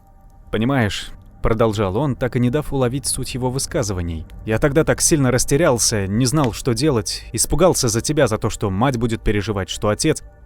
Да кого я обманываю, за свою задницу я испугался. Собственных неприятностей хотел избежать. Прости меня, Андрей». «Саша, ты о чем говоришь? Я не понимаю». Он медленно повернулся. Помню, в тот момент меня накрыло предчувствие чего-то нехорошего, как тогда в зарослях тростника. Я неловко поднялся с кровати и сделал шаг вперед. Брат не сдвинулся с места, продолжая неотрывно изучать меня. Пришлось повторить вопрос на тон громче, чтобы он среагировал. «Пожалуйста, ты можешь нормально объяснить?» Несколько раз моргнув, будто его мысли витали где-то далеко, Саша очнулся. Он вернулся к табурету и присел. Стульчик в очередной раз жалобно скрипнул. Голоса родителей к тому моменту затихли окончательно. Наверное, они вышли на улицу. Саша по-прежнему избегал смотреть мне в глаза, внимательно рассматривая витиеватые узоры на старом бабушкином одеяле. «Ты и вправду не помнишь?» Наконец подал он голос, когда я уже отчаялся услышать ответ на свой вопрос. «Не помню чего», — резко уточнил я, тяжело задышав. Дурацкое поведение брата начинало нервировать. «Нашу игру на кладбище». «Ну, помню, конечно, а при чем здесь она? Я же никогда не ходил туда вместе с вами». Саня повернул голову и с недоверием искоса посмотрел на меня. В том-то все и дело, что ходил. Эти слова и тон, которыми они были сказаны, буквально припечатали меня к месту, где я стоял, на мгновение лишив дара речи. Первое время мы с парнями думали, что ты просто перепугался и только делаешь вид, будто не помнишь, что произошло. Типа, с глаз долой, из сердца вон. Я даже загордился тобой. Вот, думаю, братишка Малорик справился. Отдышался только и сразу взял себя в руки. Ну, прям как взрослый. Не запарились мы и когда ты сам с собой у костра разговаривал. Лишь тихо посмеивались, пока прятались за деревьями. Но когда вчера на берегу озера ты сказал, что видишь ее, мне в первый раз стало не до шуток. Сначала я просто взбесился, думал, ты мне так мстишь за то, что заставили тебя в яму лезть, и за то, что после всего этого разыграли посреди ночи. Затем бабушке дурно стало, и твои слова напрочь вылетели у меня из головы. Дальше твой ночной кошмар, и ты весь грязный, мокрый, с головы до ног. Чёрт, малой, да ты ходил во сне, понимаешь? А значит, в тот день случилось нечто серьезное с твоими мозгами. И виной всему тот чёртов склеп. И я. Обстановка вокруг меня внезапно задрожала, сразу за тем, как я услышал последние Сашины слова. Словно я начал падать с высоты в несколько метров. Голова закружилась, видимость резко ухудшилась, превращая пространство рядом со мной в непроглядное цветное покрывало. Стало трудно дышать. Размахивая руками, я тщетно искал опору, чтобы элементарно удержаться на ногах. Картинки из прошлого стали часто возникать перед глазами и стремительно меняться, пока, наконец, все то, что меня окружало, не исчезло полностью. 2 днями ранее. «Да не бойся, малой, спускайся уже!» Требовательно позвал снизу Сашка, довольно улыбаясь и нетерпеливо махая одной рукой. Я же, неотрывно смотря на отверстия в проломленных досках у себя под ногами, следовать его совету не спешил. Сегодня и так однозначно был не лучший день в моей жизни. Еще с самого утра все шло наперекосяк. За завтраком я умудрился разбить одну из любимых бабушкиных кружек, потом, поскользнувшись на крыльце буквально на ровном месте, неловко слетел по ступенькам вниз и порвал единственные шорты.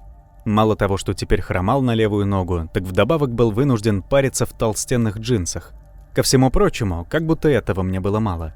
Брату с его дружками вместо спокойной прогулки под мягкими лучами летнего солнца приспичило полазить по заброшенному кладбищу, расположенному в самой отдаленной части местной обители мертвых. Настолько древнему, что на занимаемой им территории до сих пор можно было наткнуться на покосившиеся и наполовину погрузившееся в землю надгробие конца XVIII века. Этим летом парни грезили сокровищами. Откуда у них взялась эта мания, я не знаю. Может, прочитали что, или фильм какой-нибудь оставил свой неизгладимый отпечаток. Но обследуя от безделья старые, частично разрушенные склепы, они всерьез мечтали наткнуться посреди вековых развалин на что-нибудь действительно ценное. В один из таких могильников наша команда охотников за сокровищами и провалилась в итоге. Точнее, не в сам склеп, а в его подвал, в небольшое помещение под полом. Да и не все, а только Мишка Агафонов. Саня с Колькой Ивановым спустились позже самостоятельно, одновременно прыская со смеху над потирающим спину другом. Вообще, с момента, как под дряхлыми полупрогнившими досками обнаружилось скрытое помещение, вся троица пребывала в состоянии дикой эйфории. Они на 100% были уверены, что наткнулись на нечто более серьезное, нежели просто подвал чудом уцелевшей усыпальницы. В пользу их теории стены были расписаны причудливыми рисунками с неразборчивыми надписями, а под ногами, скрытые толстым слоем пыли, местами проглядывались уцелевшие остатки художественного паркета, что в целом сильно контрастировало с нашими небогатыми знаниями о конструктивных особенностях подобных строений.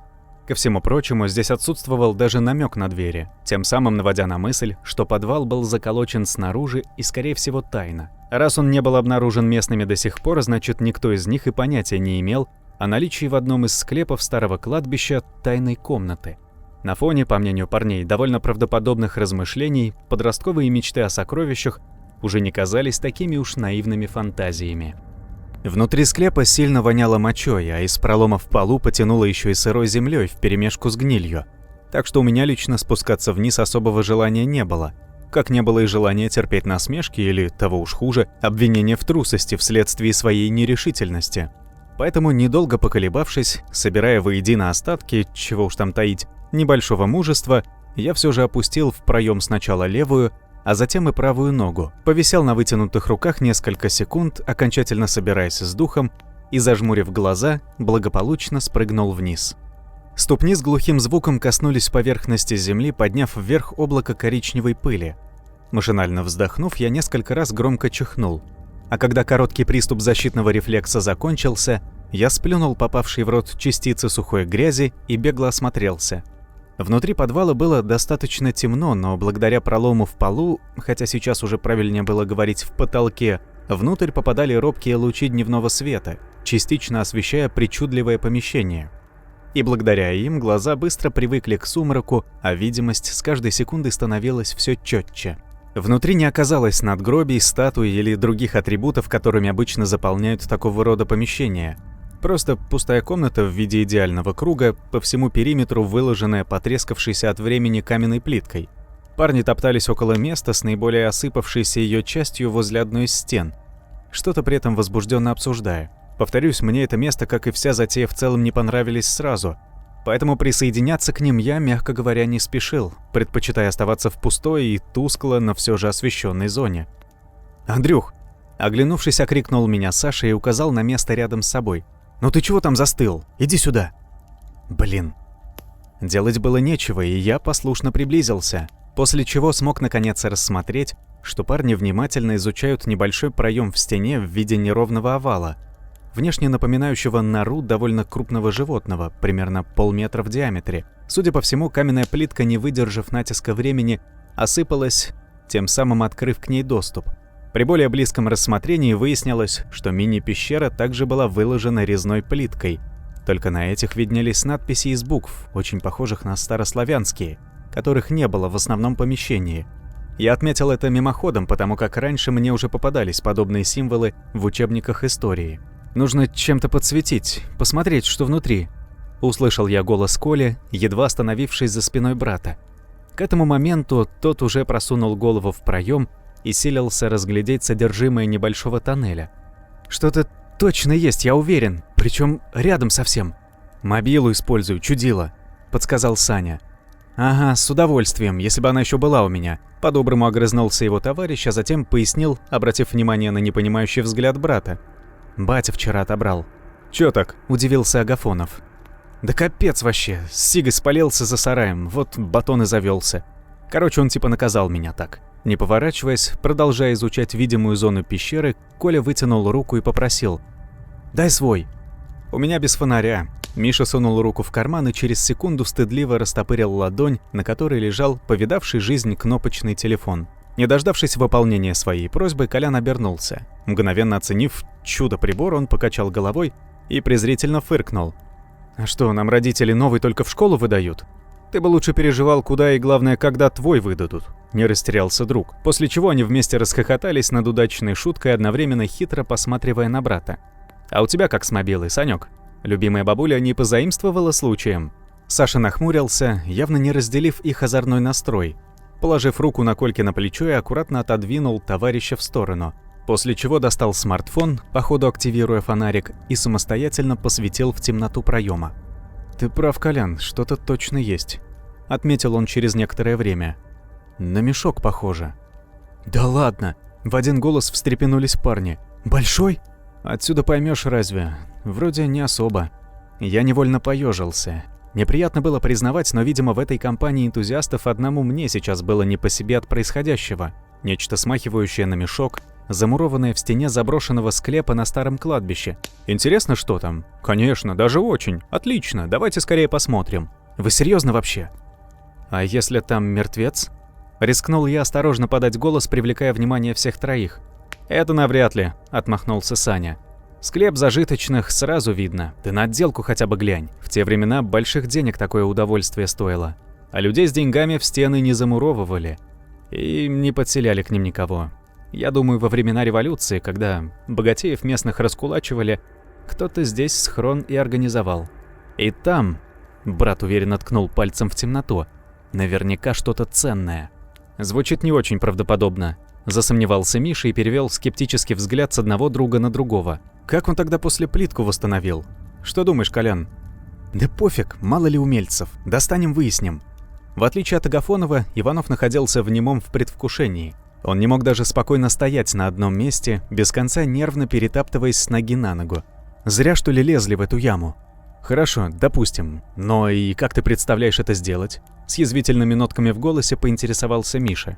Элементарно. Вмешался мой брат, повторно освещая внутреннее пространство проема фонариком. Кому-то из нас придется залезть внутрь. Агафонов сделал 2 шага назад. Я точно не полезу, застряну нафиг. Он демонстративно похлопал себя по животу. Маловато пещерка. Так-то она нам всем маловато. Согласно кивнул Саша, параллельно обдумывая недавно пришедшую в голову мысль. Вот если только... Он бросил быстрый взгляд на друзей, а затем, словно уловив его мысль, они все вместе посмотрели на меня. «Что скажешь, малой?» — спросил он, хитро улыбаясь. «Вся надежда, похоже, только на тебя». Я непроизвольно отступил в сторону. Лезть в темную нору, совершенно не представляя, что там, желания не было от слова совсем. «Да не бойся», — подбодрил меня Саня. 3 метра всего, ерунда вообще. Я тебя за ногу придержу, если что, сразу вытащу». «В каком смысле, если что?» «Да ни в каком», — раздражаясь, отмахнулся он. «Так, на всякий случай. Давай, забирайся, я помогу». Саня подошел вплотную к проему и, подставив к стене сомкнутые вместе ладони, немного наклонился. Кивнув в сторону импровизированной ступени, поторопил. «Не дрейфь, только руки сразу вперед выстави. Внутри не получится локти развернуть, слишком тесно». Капец, вот зачем я вообще с ними пошел? И ведь не отстанут теперь. Я сделал нерешительный шаг вперед. Брат подбадривающе подмигнул. Колян с Мишей снисходительно улыбались. «Да фиг с вами». Вытянув вперед руки, я оперся на подставленные братом ладони и не спеша протиснулся в отверстие. Внутри воняло еще сильнее. Помимо запаха сырой земли и гниющих кореньев стоял неизвестный мне, но от этого не менее неприятный душок чего-то сильно испорченного. Было довольно темно, но очертания норы легко прослеживались. Да и Саша, подсвечивая телефоном, помогал постоянно держать в поле зрения цель моего визита. Он оказался прав. Впереди, совсем недалеко от меня, действительно лежало что-то очень сильно напоминающее серый от грязи мешок. Я подтянулся вперед. Сказать, что было неприятно здесь находиться, ничего не сказать. Ощущения я испытывал ужасные. От грязи, от сырости, от тошнотворного запаха гниения. От ощущения западни, в которую загнал себя по собственной воле. Продвинулся еще немного. На правой лодыжке сомкнулись пальцы брата. Стало полегче, но от постепенно охватывающего чувства всепоглощающего страха полностью избавиться все равно не удалось. Да еще дурацкое воображение против воли рисовало в сумраке пугающие картины, благодаря чему желание закончить с этой глупостью росло поистине в геометрической прогрессии. Подсознательно понимая, что чем дальше продвигаюсь вперед, тем дольше буду выбираться назад, я сильнее вытягивал руки, рассчитывая дотянуться до мешка как можно раньше, минимально при этом переместив остальное тело. Получалось, если честно, так себе. Я протиснулся в нору глубже еще на несколько сантиметров, снова максимально вытянул руки. Блин, дурацкий мешок лежал совсем близко, мне не хватало самой малости, чтобы ухватить его. Ай, зараза. Пока тянулся, по пути саданул ладонью почему-то острому. Рефлекторно отстранился, насколько позволяло свободное пространство, и, развернув ладонь к лицу, напряг зрение. Порезал. Ну спасибо, Саша. Я перевел взгляд на то место, где недавно были мои пальцы. Рваный край каменной плитки скрывался под многолетним слоем пыли, в отличие от кончика острия, смывшего ее жидкостью красного цвета. Осторожно, чтобы не задеть острый камень грудью, кряхтя и чертыхаясь, я продвинул тело еще немного вперед. Повторил попытку дотянуться, распрямляя руку с окровавленной ладонью. Вот он, еще чуть-чуть. Когда пальцы, перемазанные липкой жидкостью, наконец коснулись грязной ткани, я испытал громадное облегчение. Конец моих мучений был близок. Преждевременно расслабившись, я не заметил, как пятна крови, оставшиеся на ткани, жадно впитались ее поверхностью. Я уже хотел окрикнуть Сашу, чтобы меня тащили назад, когда мешок едва заметно вздрогнул, словно внутри него кто-то или что-то пошевелилось. Я инстинктивно отдернул руку. Мое сердце испуганно замерло, пока я пристально вглядывался перед собой. Сквозь нарастающую лавиной панику, стараясь понять, показалось или нет. Несколько секунд ничего не происходило. Я расслабленно выдохнул, но когда уже был готов поверить в чересчур разыгравшееся воображение, нечто внутри мешка снова зашевелилось.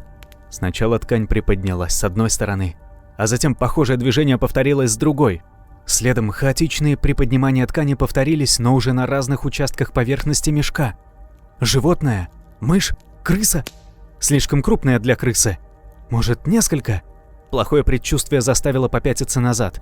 Я уперся ладонями, толкая себя назад, но сверху что-то помешало, зацепившись за ремень и резко остановив. На автомате, не выпуская из виду грязный мешок, я безуспешно дернулся несколько раз. «Сань! Саня!» Со стороны входа никто не ответил, а вот движение в мешке прекратилось. Расширенными от ужаса глазами я следил за его поведением, нервно хватая ртом остатки воздуха. Дышать становилось все тяжелее. По лбу крупными каплями покатился пот. Я даже не понял, когда именно это произошло, но внутри мешка вспыхнули две красные точки. Вспыхнули и зависли на одном уровне. Будто две одинокие лампочки новогодней гирлянды внезапно загорелись во тьме. Мои глаза буквально полезли из орбит от охватившего меня напряжения. Волосы на голове зашевелились, а в горле мгновенно пересохло. Потеряв дар речи, я принялся судорожно скоблить ладонями по шершавой поверхности грязной плитки в жалких попытках сдвинуть с места застрявшее тело. Огоньки на миг потухли, а затем загорелись вновь. И еще раз.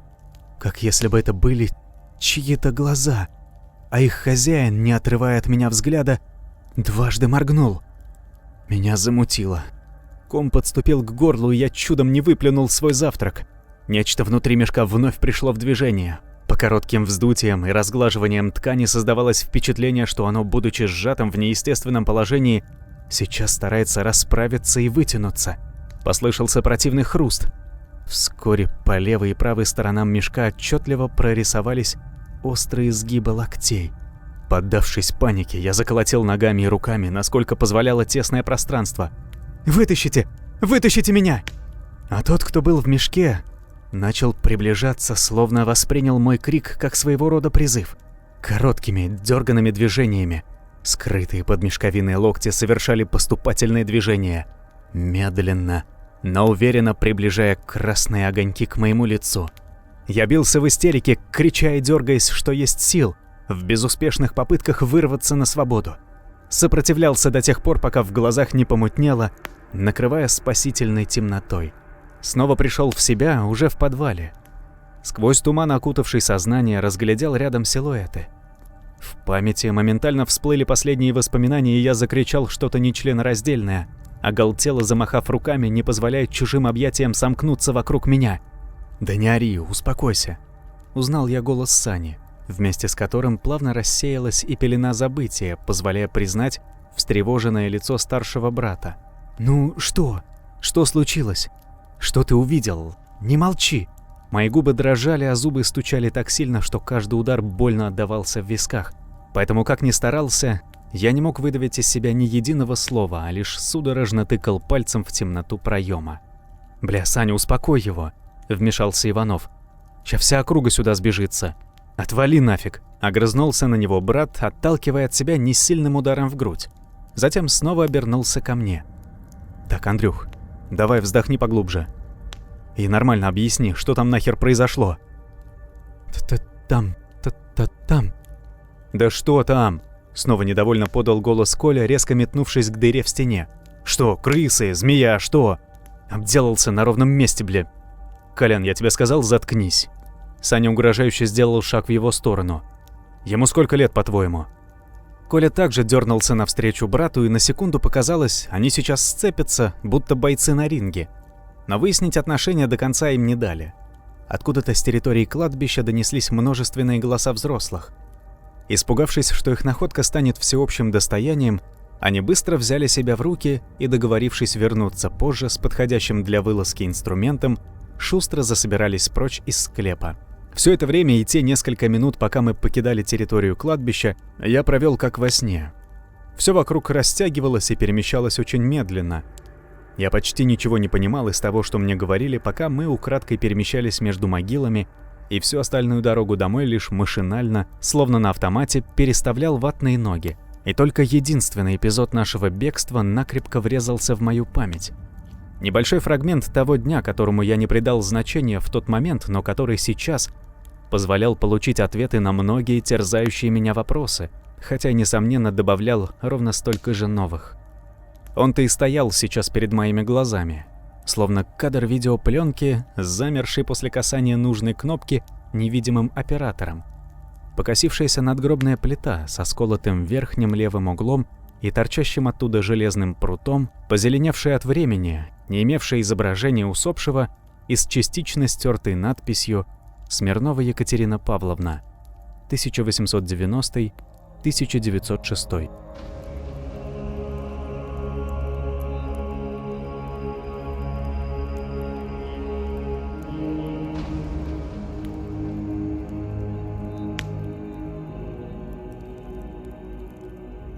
Картинка из прошлого плавно растворилась, постепенно проявляя перед глазами встревоженное лицо брата. Он по-прежнему сидел на табурете, внимательно отслеживая каждое мое движение. «Андрей», — шепотом позвал Саша, — «ты вообще как?» «Все хорошо. Уверен? Мне показалось, ты отключился на время». Я вспомнил. Игнорируя его вопрос, заявил я, пристально посмотрев брату в глаза. Вспомнил склеп и все остальное. Саша нервно сглотнул. «Послушай, Андрюх», — начал он сбивчиво, — «не знаю, что там произошло, что ты увидел, но в любом случае ты прости меня.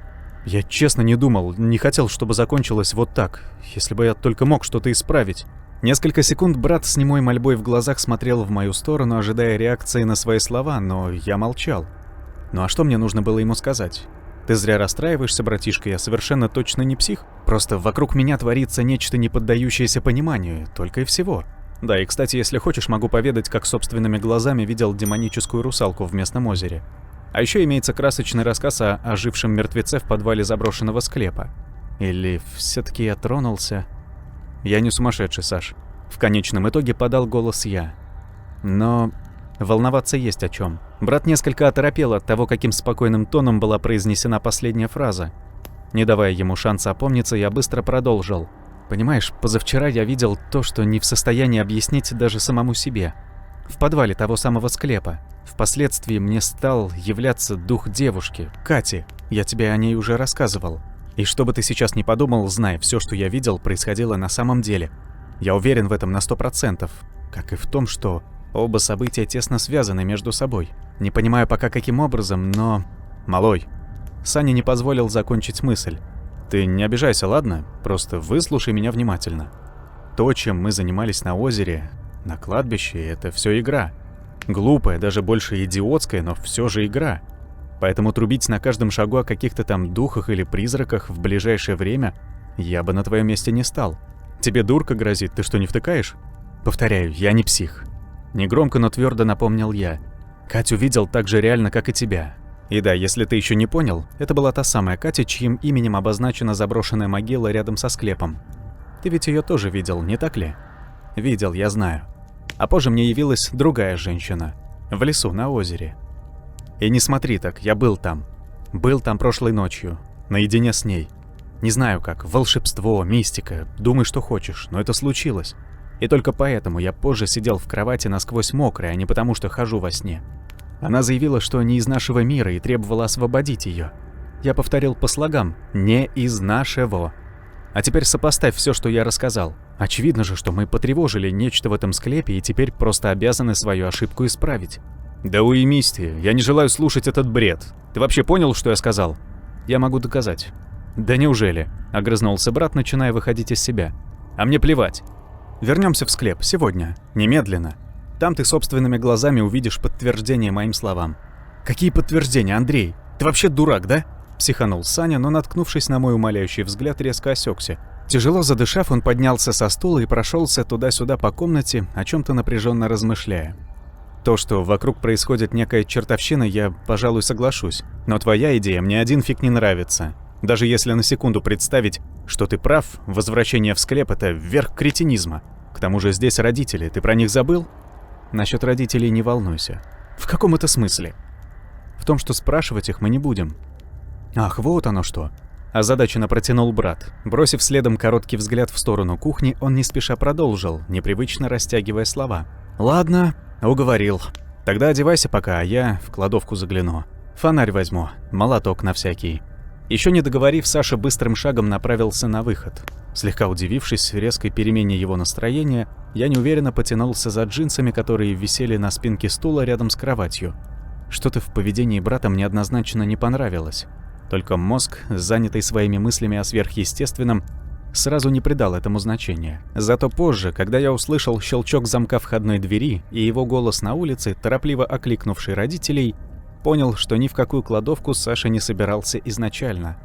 Мама буквально ворвалась в комнату, когда я уже был полностью одет. К тому времени я морально приготовился выслушать ее гневную тираду по поводу своего неподобающего поведения, но вместо ожидаемых упреков она лишь склонилась ко мне и крепко прижала к груди. «Как же я счастлива, что с тобой все в порядке. Андрюш, ты не представляешь, как сильно напугал нас. Прости, мам, я не специально». «Ничего», — подбадривающе прошептала она. «Не волнуйся, ничего не бойся и за бабушку не переживай, здесь нет твоей вины». Мама отстранилась. «Скажи честно, ты себя хорошо чувствуешь? Голова не болит? Не кружится?» «Мам, я в порядке, не волнуйся». Недоверчивым взглядом она осмотрела меня с ног до головы. «Что ж, хорошо. В таком случае у нас нет причин больше задерживаться здесь. Убедись, что мы забрали все твои вещи, а я пока схожу, предупрежу отца». «Мам?» Негромко позвал я, когда она уже хотела выйти на улицу. «Можно мне недолго прогуляться перед дорогой?» «Никаких прогулок в одиночку, пока мы не разберемся с последствиями твоего нервного срыва. Побудь в доме, милый, мне так будет спокойнее». Отца не пришлось долго уговаривать, и уже через каких-то полчаса я нехотя захлопнул заднюю пассажирскую дверь. Помню, в тот момент я чувствовал, что поступаю неправильно, что обязан каким-то образом повлиять на ситуацию, но только не знал как.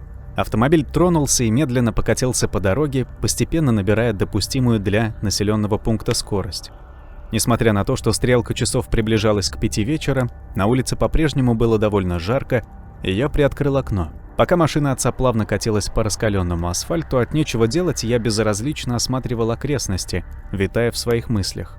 В одном из соседских домов в искусственном бассейне плескались дети, а в другом забавный маленький малыш со всех ног удирал от молодой мамочки крохотными пятками, топча свежевыполотые грядки, и за что, судя по всему, в ближайшее время должен был жестоко поплатиться. Обычный день в обычной деревне, не предвещавший ничего плохого, но и не суливший, если учесть мою личную ситуацию, ничего хорошего в будущем. Как только мы проехали крайний дом, погода внезапно ухудшилась. Небо довольно быстро потемнело, бодро затягиваясь темно-серыми тучами, а последовавшие после множественные росчерки ветвистых молний озарили дорогу впереди так ярко, как если бы хотели воздвигнуть на нашем пути непреодолимую преграду. От неожиданности отец инстинктивно сбросил скорость, уводя автомобиль вправо избегая случайного попадания смертельного разряда. Машина опасно сблизилась с песчаным покрытием обочины и, на мой взгляд, лишь чудом удержалась в пределах занимаемой полосы. В ту же секунду по кузову автомобиля забарабанили ледяные куски размером с грецкий орех. Лобовое стекло с треском лопнуло, вызвав испуганный вскрик матери. Следом по его поверхности распространилась паутина мелких трещин. Максимально выкручивая руль в противоход, отец вывел машину на встречную полосу, но тут уже начал вращать в обратном направлении, силясь сохранить контроль над взбесившимся транспортом. Как он ни старался, автомобиль все равно заюлил по дороге, петляя из стороны в сторону, с каждой секундой все больше теряя сцепление с дорожным полотном. И довольно скоро тупо закружился на влажном покрытии, окончательно взбунтовавшись против управляющего им человека. Дальнейшие события пронеслись как во сне. Перед глазами сплошной полосой замелькали скрытые мутной стеной дождя заборы, дома, деревья. Металл кузова протяжно взвыл от предельных нагрузок и многочисленных ударов, перемешавшись со звуком ломающихся веток, а затем меня словно толкнули и... бам! Когда в следующий раз мои глаза открылись, машина уже не двигалась. Окна сильно запотели, и разглядеть, что творилось снаружи, не представлялось возможным. Жутко орал клаксон. Похоже, отец зажал его головой, потеряв сознание. Снаружи по-прежнему доносился шум ливня, чьи капли остервенело долбили по крыше, тем самым подтверждая, что за окном до сих пор бушевала непогода. Опасаясь болевых ощущений от возможно полученных травм, я осторожно пошевелил сначала одной, а после и второй рукой. К счастью, ни боли, ни каких-то других неприятных ощущений не последовало. Медленно приподняв гудящую голову, до этого бессильно опущенную на грудь, я вяло осмотрелся. Брат и родители замерли в своих креслах, все трое без сознания. Я захотел окликнуть их, привлечь внимание, но внезапно понял, что задыхаюсь. И если прямо сейчас не вдохну порцию свежего воздуха, попросту умру. Заметавшись, я рефлекторно толкнул дверь со своей стороны, и она легко поддалась. Навалившись остальным телом, распахнул ее настежь, думая только о том, чтобы поскорее выбраться наружу. Беспомощным мешком я вывалился из стального плена. Голова кружилась, перед глазами плыло. Распластавшись на влажной траве, я жадно задышал. Стало немного лучше. После я смог приподняться и встать на колени. Вокруг стоял жуткий туман. Видимость нулевая. Я тогда еще подумал, может, это следствие сотрясения от удара головой. Но вскоре мгла начала рассеиваться, и то, что я увидел дальше, повергло меня в самый настоящий шок. Озеро. Я ошарашенно замотал головой, рассчитывая избавиться от наваждения. Озеро? Снова чёртово озеро? Да как это возможно? Я готов был закричать от отчаяния и ужаса, мгновенно охвативших меня. Но в тот момент позади послышались громкие голоса. Обернувшись на звук, первое, что я отметил, пропал автомобиль отца. А затем увидел людей в старомодных одеждах, вышедших из близлежащей рощи и уверенно направляющихся в мою сторону. Всего их было 7. 5 мужчин в давно не стиранных кафтанах поверх широких штанов и в головных уборах, чем-то напоминающих крупную кепку. За ними шла молоденькая девушка лет 14-16. Кисти ее рук плотно держали странного вида металлический прут и были крепко перевязаны веревкой. А на шее висела не до конца затянутая удавка, второй конец которой крепко держал один из них. Позади процессии мягко ступала женщина. Ее лица видно не было, так как она скрывалась глубоким капюшоном длинного серого плаща, полностью покрывающего всю ее фигуру. Люди шли прямиком на меня, но их появление случилось настолько внезапно, что я попросту не успел толком сообразить, стоит ли мне прятаться или остаться на своем месте. В итоге, к моему огромному удивлению, 5 мужчин и 2 женщины невозмутимо прошли мимо, словно я для них и не существовал вовсе. На расстоянии метров 10 от озера мужчины с девушкой остановились, в то время как женщина подошла непосредственно к кромке воды. Постояла недолго, а затем склонилась к поверхности, одновременно сунув руку в карман плаща. Она принялась что-то тихо нашептывать, как если бы обращалась к невидимому собеседнику под водой, произнося каждое новое предложение быстрее предыдущего, и вскоре громко выкрикнула последнюю фразу, одновременно выдергивая из кармана руку, размашистым взмахом кисти рассыпая по ближайшей поверхности озера некий порошок. После замолчала, вытянула руки вдоль тела и принялась ждать. Поначалу ничего не происходило, но затем озеро вспенилось, забурлило, словно закипая. Огромный столб воды вздыбился, метнулся вверх и следом вернулся обратно в озеро, окатив женщину обильными брызгами. Правда, в отличие от меня, в изумлении раскрывшего рот, на нее это впечатление не произвело. Женщина даже с места не сдвинулась, не пошевелилась, и когда на поверхности водоема всплыла копна пепельно-русых волос, а позже и часть головы, похожего на человека существа. Лоб, а за ним белые, словно лед, глаза показались над желто-бурой поверхностью. Внимательно осмотрев каждого из присутствующих, их взгляд остановился на связанной по рукам девушке. И когда это случилось, бледно-розовые веки расширились от негодования и гнева, а гладкий до этого лоб сморщился, будто иссохшая кожа старухи. Женщина на берегу не отреагировала на угрожающее поведение существа, а вот мужики, наоборот, сгруппировались плотным кольцом, обступив свою пленницу. Обитательница озера приподнялась над водой, демонстрируя молодое девичье лицо и полную упругую грудь.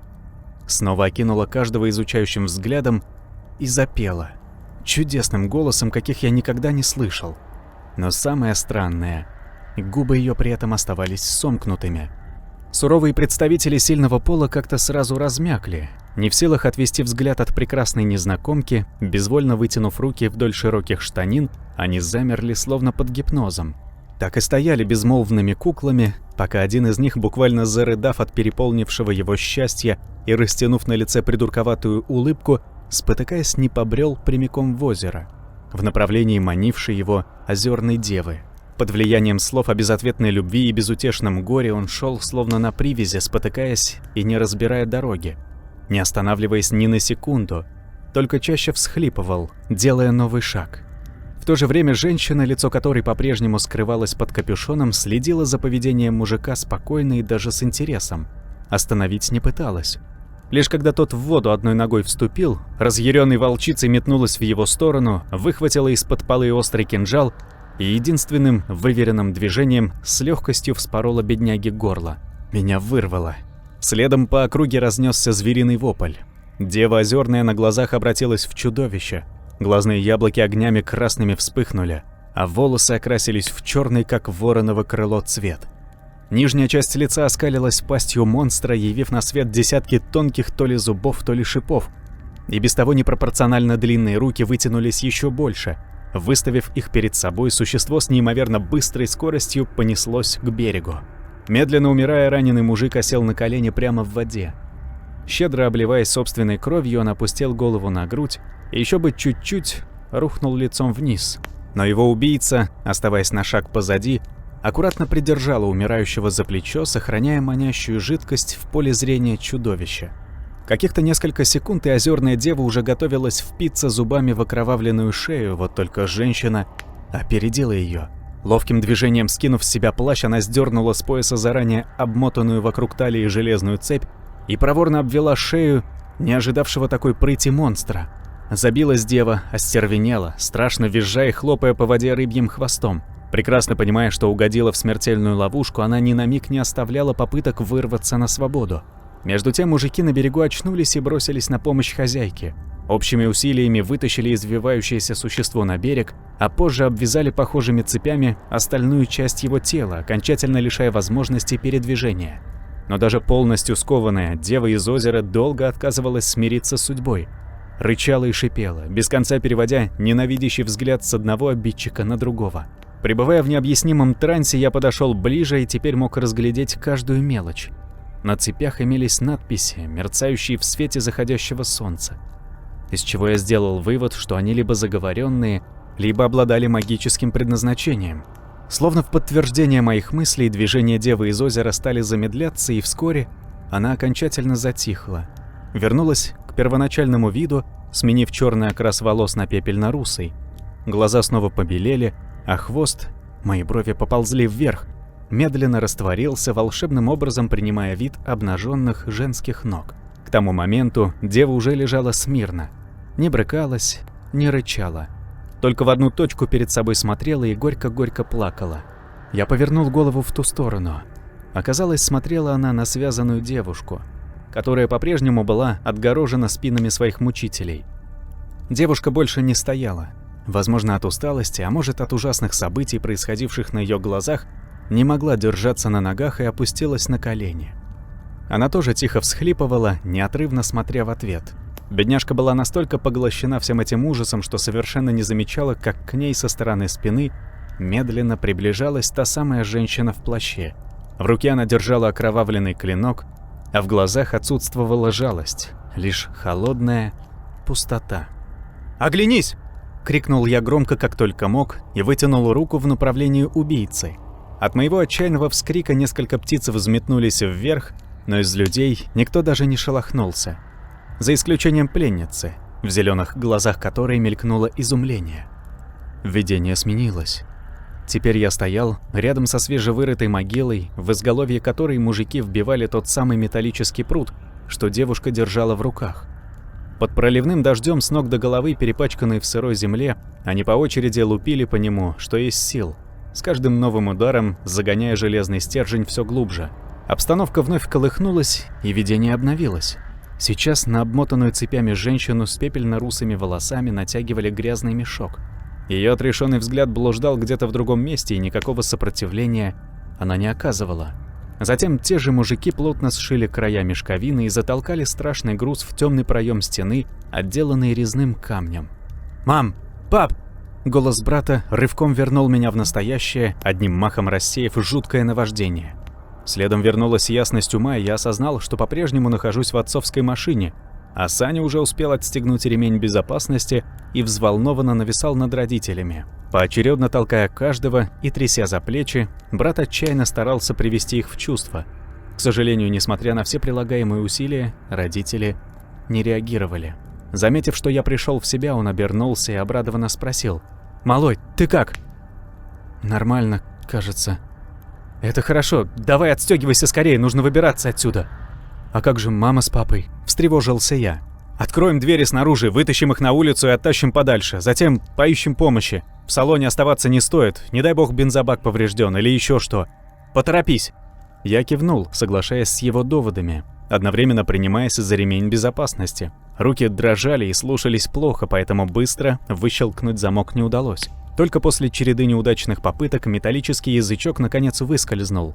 Я даже успел взяться за ручку замка двери, когда автомобиль неожиданно дернуло, будто его кто-то с силой толкнул. Растерявшись, мы с братом озадаченно переглянулись, пробуя навскидку понять, что происходит. В течение этих нескольких секунд все вокруг замерло на время, но затем машину словно прицепили к тягачу, одним резким движением выдергивая из кювета, в котором она находилась все это время, и с огромной скоростью потащив обратно в деревню. Машинально повернув головы в сторону заднего стекла, мы в изумлении раскрыли рты. Вопреки нашим негласным предположениям, автомобиль сам, подчиняясь неведомой силе, несся задом наперед по дороге в направлении рощи с озером. Наблюдая сюрреалистическую картину, брат лишь испуганно ширил глаза, не в силах произнести ни единого слова. А вот меня, наоборот, внезапно осенила ошеломляющая догадка. «Это она! Саша, ты слышишь? Это она! Пытается вернуть меня!» Брат оторвался от невероятного зрелища, нервно переведя на меня рассеянный взгляд. «Нужно прыгать, Саш!» «Что?» – взвизгнул брат, не поверив своим ушам. «Нужно прыгать, иначе погибнем все! Ей нужен только я, просто верь мне!» С этими словами я уверенно распахнул дверцу и оттолкнулся от кресла. Дальше последовала темнота. По всей видимости, я отключился, неплохо приложившись головой, но очнулся быстро, потому как сразу увидел брата. Он потирал ушибленную ногу и что-то недовольно бормотал, тяжело поднимаясь на противоположной стороне обочины. Дождь по-прежнему лупил не переставая. Я рефлекторно смахнул налипшую на лицо грязь и помахал ему рукой, привлекая внимание.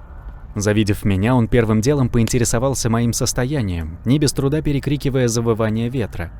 Я показал большой палец, после чего брат удовлетворенно кивнул. Автомобиль отца неподвижно застыл в нескольких метрах от нас. Прямо посреди дороги, как если бы невидимая сила, что тащила его, просто бросила машину там, резко потеряв к ней интерес.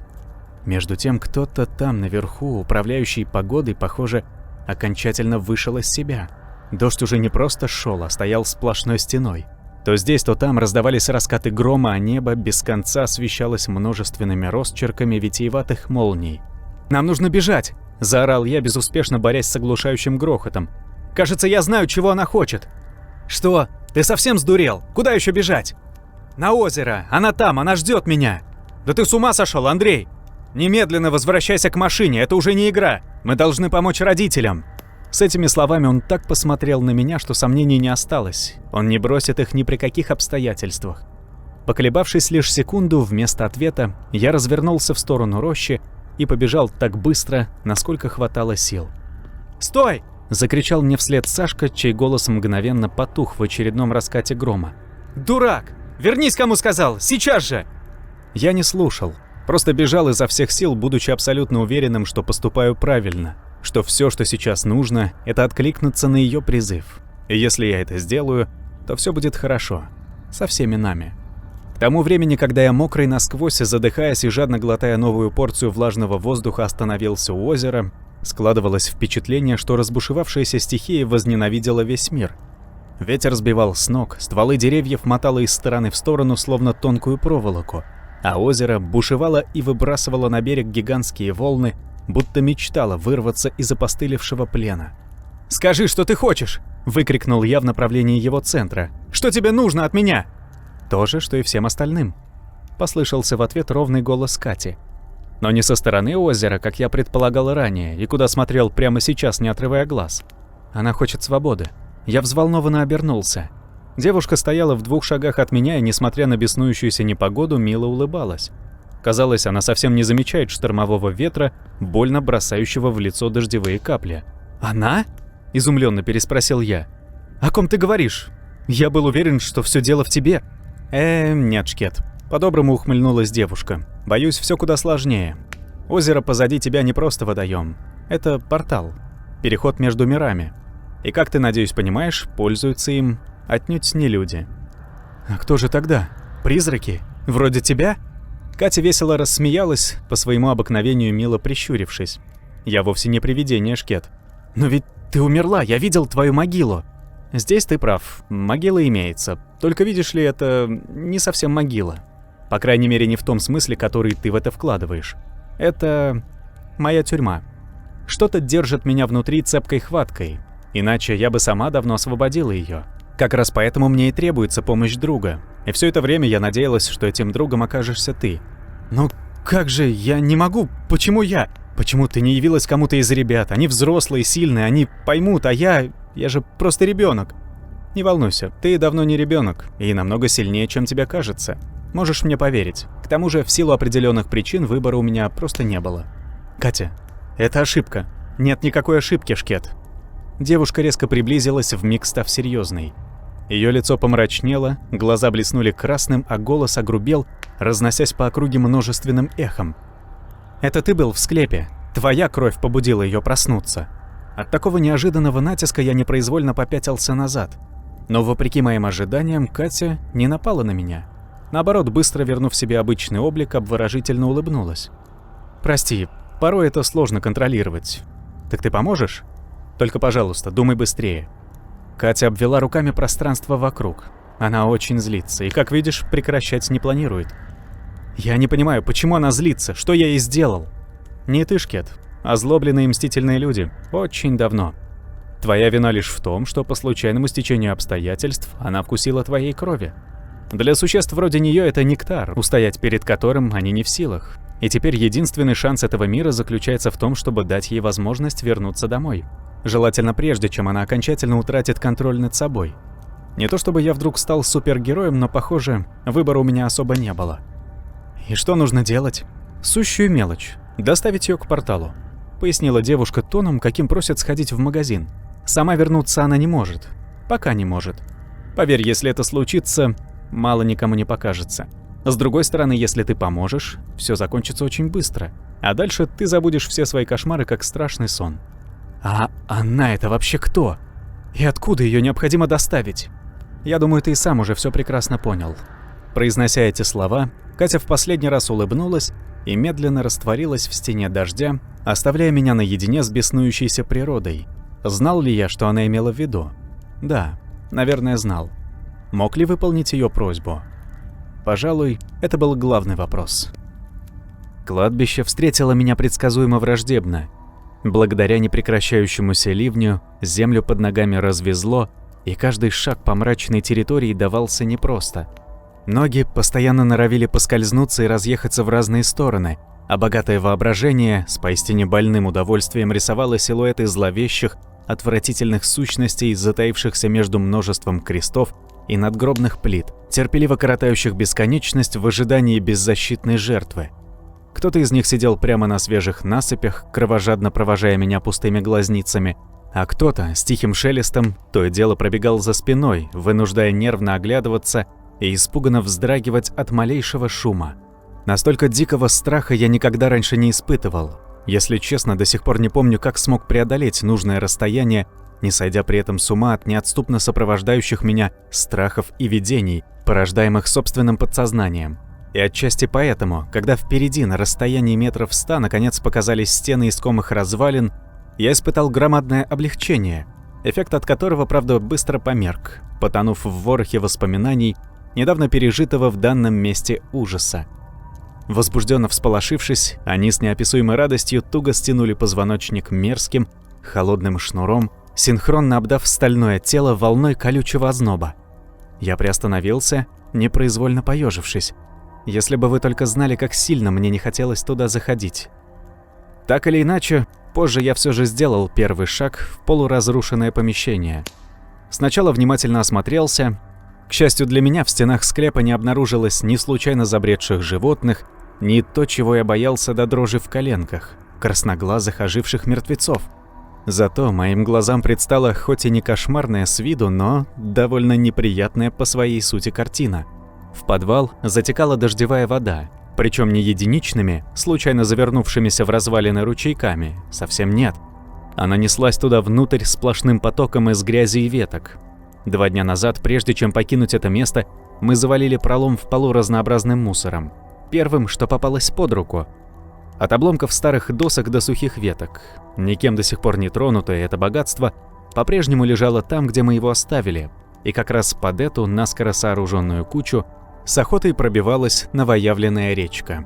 Не теряя времени, я шустро разбросал хлам по сторонам, с опаской поглядывая внутрь. Оказалось, на данную минуту подвал уже частично заполнился водой. Более того, в отличие от прошлого раза, сейчас там было реально темно. Страх вновь колючим комом подкатил к горлу. Неотрывно смотря в зияющий рваными краями пролом в полу, я завис на некоторое время, всерьез размышляя о целесообразности продолжения задуманной миссии. Однако довольно скоро пронзительное воспоминание о неподвижно замерших родителях в покорёженном авто вернуло мне некое подобие самообладания, чем отодвинуло большую часть страхов на задний план. Нервно сглотнув, я порылся в карманах, выискивая смартфон, и вскоре пространство передо мной осветилось полоской светодиодного излучения. Добрых 5 минут я тупо подсвечивал дождевую воду, настраиваясь перед решающим шагом. Без конца убеждал себя, что могу это сделать, что другого выхода просто нет, и все, что мне сейчас остается, это поверить словам девушки-призрака, закрыть глаза и прыгнуть. Но подумать не значит сделать. Так что сеанс аутотренинга особо не помог. Хотя вниз я все-таки спустился. Правда, не под влиянием самовнушения, а скорее от безысходности. Уровень воды к тому времени доходил мне уже до пояса. Уверенно поднимаясь, он откровенно угрожал затопить помещение полностью в ближайшие минут 20. Несмотря на то, что я давно промок насквозь, вода все равно показалась жутко прохладной. Стиснув зубы, дрожащей не то от холода, не то от страха, а может от всего вместе рукой, я светил фонариком пространство перед собой в поисках искомого отверстия. И должен заметить, в свете одинокого луча дыра в стене выглядела куда более зловеще, чем в прошлый раз. Под воздействием ее внутренней пустоты ноги сделались ватными. В глазах внезапно поплыло. Страх перед ужасным существом в мешке принялся терзать меня со свежими силами. Я, конечно, понимал, что стоять на месте смысла нет, что пришел сюда не за этим. Да только продрогшее, уставшее тело подчиняться категорически отказывалось. Отчего, продолжая стоять на одном месте, я лишь нерешительно мялся и тупо пялился в зияющее бездной отверстие. Неожиданно, но вполне отчетливо я ощутил позади себя чьё-то присутствие. Не было сомнений, что кто-то или что-то прямо сейчас передвигался в воде прямо у меня за спиной. Застыв словно каменное изваяние, я осторожно скосил взгляд в том направлении. И словно отвечая, рядом со мной пробежали крохотные волны. Наверное, стоило сразу оглянуться и осветить фонарем пространство за спиной, но я словно забыл, как двигаться. Затаив дыхание и абсолютно не шевелясь, силился унять мелкую дрожь, полностью охватившую тело, пока нечто, медленно приближающееся сзади, не толкнулось в итоге мне в спину. Испуганно вскрикнув, я рефлекторно отскочил в сторону, всколыхнув водную массу и лишь чудом сохранил устойчивость под ее давлением. Луч света заплясал по стенам подвала, то тут, то там вырывая из темноты пространства отдельные участки, демонстрируя отсутствие в помещении кого-либо кроме меня, да пару-тройку деревянных обломков, мерно колышущихся на поверхности на расстоянии вытянутой руки. Основательно выругавшись и отдышавшись, я только потом заметил, что напор прибывающей воды заметно вырос. Ее уровень поднялся почти по грудь, и теперь дальнейшее промедление всерьез угрожало моей жизни.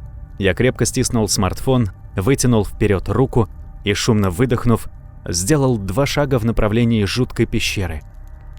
«Просто залезу внутрь», — скомандовал сам себе. «Схвачу чертов мешок и пулей назад. Ни один мертвец не успеет опомниться». Требовалось преодолеть от силы 4 метра, может, чуть больше. И пока, борясь с сопротивлением в водяной толще, я усердно двигался вперед, поймал себя на мысли, что наличие воды в чем-то даже кстати. Проще будет дотащить мешок до пролома. Если верить видению, помимо останков неизвестного существа, внутри должны были покоиться еще и магические цепи. Значит, общий вес жуткого груза, скорее всего, серьезно превышал мои физические возможности. А в воде, как известно, все становится в разы легче. Единственное, открытым оставался вопрос, как действовать дальше, как поднять мешок наверх. И вот тут, честно говоря, я терялся. Мои размышления резко прервались, когда прямо в центре проема что-то еле заметно мелькнуло. Раз — и исчезло. Мне только живности внутри не хватало для полного счастья. Уровень стресса в организме и так зашкаливал. А теперь, после неприятного открытия, вдобавок появилось и тянущее чувство в груди, как бы намекая, что экстремальная ситуация чересчур затянулась. Превозмогая жуткую оторопь, я сделал следующий шаг. Реакцию ждать не пришлось. Из темноты послышался странный, хрипловато-шипящий звук, смахивающий на дыхание тяжело больного. Вот чёрт. Так значит, в прошлый раз мне не почудилось. Она действительно там. Не переставая светить фонариком, я сильнее вытянул руку и крепко сжал смартфон, дорези напрягая глаза. В то же время из отверстия в стене послышались судорожные царапанья когтями, будто крыса прокладывала себе путь сквозь каменную породу. А еще через секунду в свете фонаря показались кривые, жилистые пальцы с уродливыми, местами обломанными, забитыми грязью ногтями. Они появились сначала с левого края проема, а затем и с правого. Завидев нечеловеческие конечности, я понял, что продолжать оставаться в проклятом месте больше не в силах, и инстинктивно попятился назад. Безобразные пальцы хаотично двигались, сжимаясь и распрямляясь, как если бы их хозяин желал размять затекшие конечности. Но как только я сделал первые шаги, они цепко обхватили края проема и напряглись. Дряхлая кожа натянулась, проявились суставы, и стало вполне очевидно, что кто бы ни был внутри, прямо сейчас он собирается вылезти наружу. Словно в подтверждение моим мыслям из кромешной тьмы отверстия показался широкий плавник, венчающий неправдоподобно большой рыбий хвост, да еще и частично обмотанный железными цепями. Медленно сползая в воду, тот постепенно выбирался из стены, открывая моему взору жуткое, худое, иссохшееся женское тело, наполовину скрытое облепившими его черными как смоль волосами. Их было так много, что я не сразу сообразил, когда из подземного плена показалась голова. Высвободившись, женщина-рыба, подняв в воздух сноп брызг, быстро скользнула в воду, погрузившись в нее по горло. После медленно повернула на меня, скрытое агатовыми локонами, лицо, и на минуту замерла в таком положении. Как только наши взгляды встретились, мне показалось, я перестал дышать. Непосредственно ее глаз видно не было, но я явно чувствовал, как они буравят меня, источая практически осязаемую ненависть. Впав в самый настоящий ступор и испытывая поистине первобытный страх, я будто под гипнозом мог лишь смотреть в ответ, не в силах сдвинуться с места. Вскоре из-под воды показались костлявые руки. Существо не спеша подняло их над поверхностью, одновременно вытягивая в моем направлении, и широко растопырило пальцы. Вместе с этим В том месте, где под волосами скрывались глазницы, ярко вспыхнули 2 ярко-красные точки. Приоткрыв рот, кошмарная женщина издала громкий клёкот, вроде крика морских птиц, и стремительно бросилась ко мне. Истошно завопив, я инстинктивно ударил руками по воде, рассчитывая оттолкнуться от ее толщи, но вместо спасительного бегства лишь потерял равновесие и неуклюже опрокинулся на спину. Оказавшись под водой, я запаниковал и безумно замолотил руками, безуспешно хватаясь за жидкость в попытках вернуть себе устойчивость. В суматохе не заметил, как выронил телефон. Аппарат камнем пошел ко дну, а его ускользающий свет стремительно поглотился темнотой. Оказавшись в кромешной темноте, я растерялся еще больше. Паника усилилась. Я даже забыл о монстре, плавающем где-то рядом. Мог думать лишь об одном — вздохнуть. «Скорее, пожалуйста, всего 1 глоток». Молотя руками и ногами, я с трудом удерживал в легких остатки воздуха, а они, издеваясь, все равно протискивались сквозь плотно сжатые губы, поднимаясь вверх роем маленьких пузырьков. Диафрагма против воли вздрагивала, подчиняясь рефлекторному позыву на вдох. Продлись эта мука еще хотя бы мгновение, я бы не выдержал. Вдохнул, неважно что, пусть даже воду. Но именно тогда, словно отозвавшись на мою мольбу, кто-то грубо схватил меня за одежду и бесцеремонно потащил наверх. Спустя десяток секунд я уже ощущал под собой твердую поверхность. Грудная клетка ходила ходуном, жадно хватая очередную порцию свежего воздуха, в то время как я, вытирая лицо мокрым рукавом ветровки, тщетно старался разглядеть своего спасителя. Неужели это... Прямо передо мной, на корточках, сидел никто иной, как мой брат Сашка, взволнованный, злой, но это был он. Повинуясь спонтанному порыву, я метнулся к нему и крепко сжал в объятиях. «Ты просто не представляешь, как я рад тебя видеть!» Быстро затараторил я ему на ухо, не сдерживая слез радости. Брат опешил, но не отстранился. Поколебался немного и, аккуратно положив руки мне на спину, робко обнял. «Знаешь, братишка», — еле слышно прошептал он вместо распиравших его ругательств, «ты все-таки большой мастер жестить. Я так-то чуть коня не двинул, когда твою куртку под водой увидел. Ты вообще на кой черт туда полез?» Затем он мягко отстранил меня, и следующие несколько секунд мы молча смотрели друг другу в глаза, которые, к слову сказать, были у обоих на мокром месте. У Сашки от страха за мое здоровье и мою жизнь, а у меня, наоборот, от переполнившего счастья, что он здесь, что нашел, спас меня. Именно тогда, когда я больше всего в этом нуждался. «Андрюх, пожалуйста, объясни мне, что с тобой происходит? Чем тебе помочь? Иначе у меня крышу сорвет нафиг». Я кивнул и уже было открыл рот, собираясь рассказать о просьбе Кати, как вдруг длинная жилистая рука с потемневшей от времени кожей резко взметнулась из-под воды и, схватив брата за шиворот, грубым обратным движением утащила растерявшегося парня вниз. «Нет!» Истошно закричал я, безуспешно выпрыгивая вперед в попытке ухватить брата за ноги. Пальцы сжали пустоту. Обдав меня обильными брызгами, тело брата исчезло в мутной воде практически полностью заполнившегося подвала. Не раздумывая, я ринулся следом. Видимость под водой была нулевая, но я вполне отчетливо ощущал борьбу рядом с собой и сразу принялся размахивать руками наугад, надеясь случайно коснуться Саши. Вцепиться и вырвать из лап монстра. Необдуманная затея сыграла со мной злую шутку. Воздух в легких закончился даже быстрее, чем в прошлый раз. Когда я это понял, было поздно. Запаниковав, я замолотил ладонями по гладкой поверхности досок над головой, судорожно нащупывая рваный край их надломленной части. Обнаружив, стрелой метнулся в проем, делая глубокий вдох. Где-то совсем рядом по-прежнему шла скрытая от глаз борьба.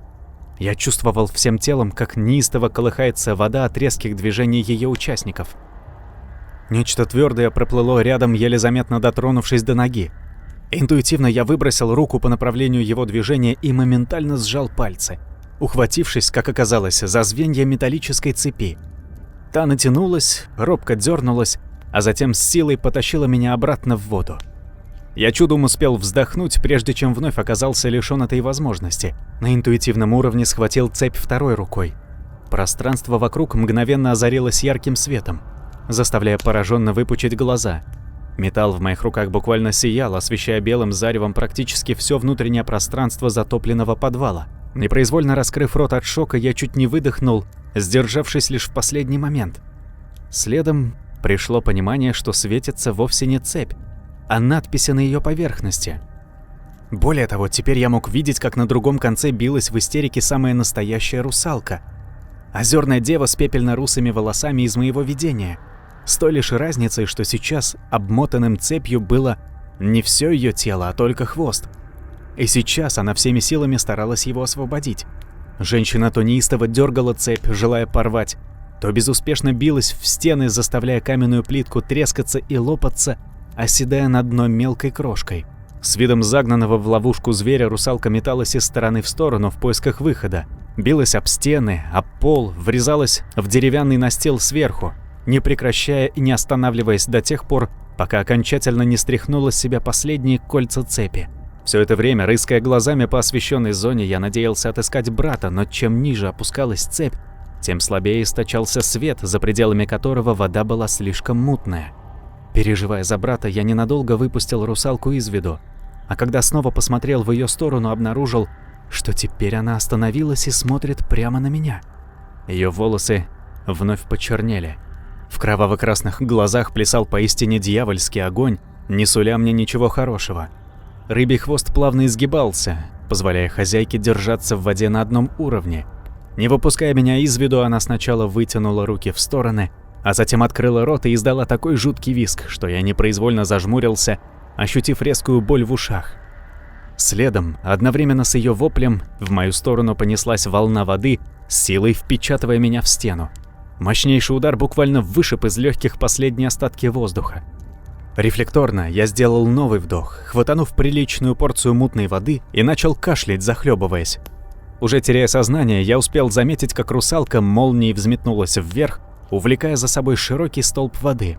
Когда очнулся, обнаружил, что лежу на влажной земле, а после почувствовал нестерпимый позыв, вынудивший меня повернуться на бок, отхаркивая попавшую внутрь легких воду. Удивительно, но дождь до сих пор продолжался. Более того, его интенсивность нисколько не снизилась. По-прежнему завывал штормовой ветер и периодически сверкали молнии. Облокотившись на трясущиеся от усталости локти, я приподнялся. Ранее полуразрушенный склеп теперь представлял собой груду камней, разбросанных на значительном расстоянии друг от друга. Как если бы мощный взрыв разорвал его изнутри. И хотя в это было сложно поверить, но, похоже, я оказался наверху по той же причине. Осмыслить произошедшее до конца я не успел. За спиной послышался знакомый голос. Точнее, это был отчаянный крик, перекрывающий бурю. Узнав его хозяйку, я моментально забыл обо всем. «Мама, прошу тебя, остановись!» Обернувшись на голос, я застал ужасающую картину.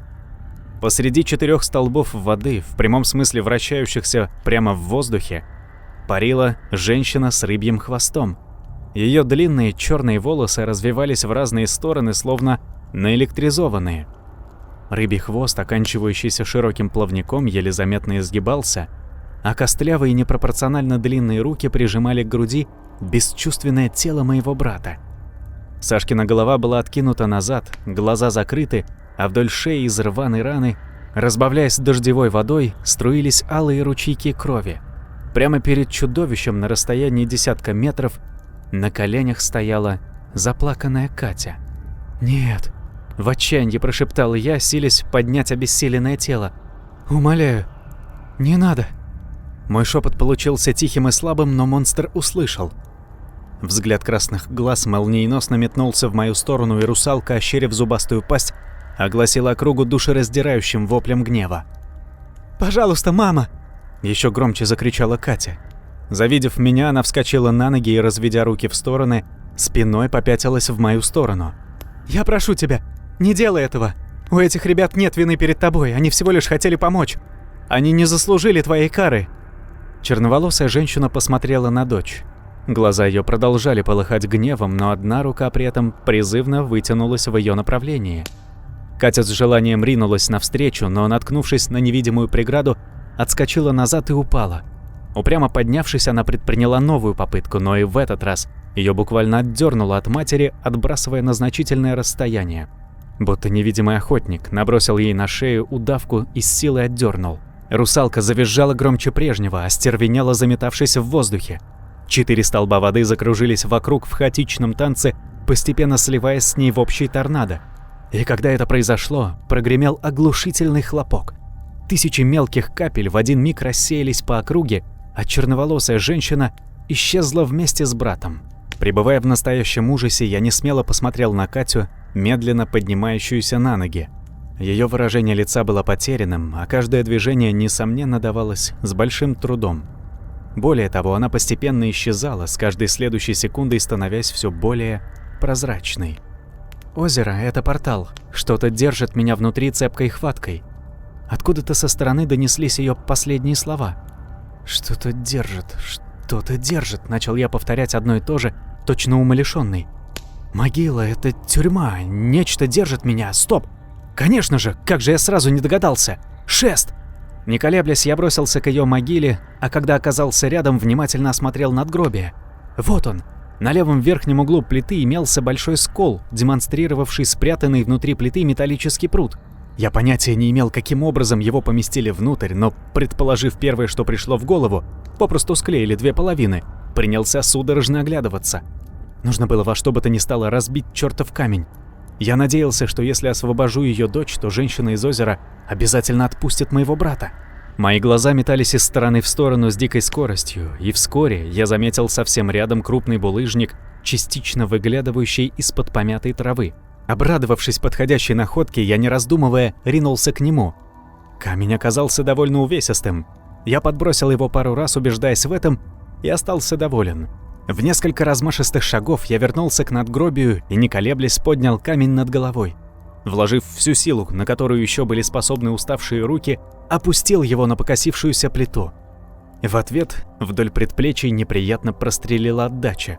Каким-то чудом я не выронил свое орудие и с большим трудом устоял на ногах. Осточертевший дождь застилал глаза, постоянно норовя затечь в рот, тем самым жутко отвлекая. Мне постоянно приходилось смахивать с лица воду и часто отплевываться. Перед тем, как ударить во второй раз, я широко расставил ноги, увеличил устойчивость, после вновь занес булыжник над головой и бам! К моей безграничной радости от плиты отскочил небольшой кусок, но и камень я не удержал, неловко выпустив из рук. Булыжник упал в стороне, лишь по счастливой случайности не травмировав мне ногу. В рефлекторной попытке убрать ее в сторону я потерял равновесие и грузно повалился в месиво из воды, травы, песка и грязи. От переполнившего меня напряжения появилась отдышка. Давно перестав обращать внимание на мокрую одежду, я уселся прямо в луже и стал жадно хватать мокрый воздух, настойчиво восстанавливая дыхание перед следующей попыткой. Внезапно закружилась голова, а глаза принялись непроизвольно закрываться. Сказывалась дикая усталость. Пришлось напомнить себе, зачем я здесь. Где-то там, в объятиях жуткого монстра, умирал мой брат. Время шло на секунды, и позволить себе отдохнуть я просто не имел права. В 3-й раз над головой взмыл 10-кратно потяжелевший булыжник. Бам! Глубокий вдох, выдох. Бам! Пальцы рук практически перестали чувствовать, грозясь отпустить камень в любой момент. Бам! Ну же, я могу это сделать! У меня получится! Бам! Ноги не выдержали и подкосились. Стремительно сместившийся центр тяжести спровоцировал новое падение в жижу из земли и песка. Шумно выдохнув, я беспомощно распластался в грязи. Мои руки мелко тряслись от перенапряжения, не в состоянии даже сжать пальцы, не то чтобы ухватить что-нибудь. «Только не вздумай сейчас сдаваться. Вспомни о брате, о родителях!» — кричал мозг, в то время как остальное тело умоляло его заткнуться. Слезы отчаяния сами по себе покатились по раскрасневшимся щекам. Не видя другого выхода, я начал орать, заставляя организм искать дополнительные ресурсы. Превозмогая усталость, я поднялся. Ноги сильно дрожали, но я упорно тянул трясущиеся руки к камню, непослушными, ватными пальцами пробуя оторвать булыжник от земли. Тяжелый. Почему он такой тяжелый? Не вышло. Меня хватило на минуту, а затем я рухнул обратно в грязь, более не в силах сдерживать напряжение одеревеневших мышц. «Не могу. Больше не могу», — пронеслось в голове. Сашка, прости меня». Мне стало казаться, что я умираю. Не осталось сил ни шевелиться, ни говорить, ни даже думать. Медленно теряя сознание, я лежал в грязи и тупо смотрел в одну точку перед собой. Мне было настолько плохо, что я не заметил, как за застилавшей глаза пеленой мрачное небо вдруг ярко осветилось свежими росчерками молний.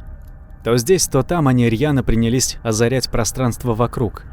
Мелькали будто выстрелы неведомого оружия. Ровно до тех пор, пока одна из них не угодила прямиком в покосившуюся надгробную плиту рядом со мной. Что-то острое, обжигающе коснулось щеки, заставив вскрикнуть от боли и машинально отвернуться. Я инстинктивно прижал руку к травмированному месту и почувствовал, как к стекавшим по лицу дождевой воде и слезам прибавилась еще и струйка теплой жидкости. Похоже, меня зацепил шальной осколок. Плевать, жаль только, что не убил. Сноп искр, вызванный мощным ударом, разлетелся в разные стороны, щедро осыпав красно-белыми каплями все вокруг, включая мою насквозь мокрую одежду. А столб из дыма и пыли на время скрыл надгробную плиту Катиной могилы.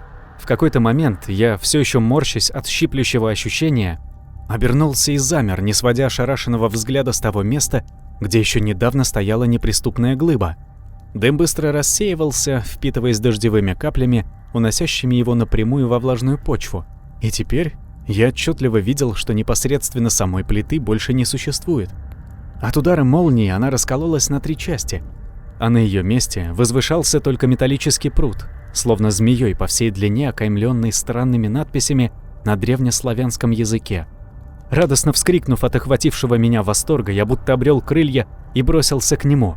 Обхватив железяку 2 руками и силой, насколько позволяли измученные руки, потащил вверх, мечтая как можно скорее выдернуть проклятую палку из земли.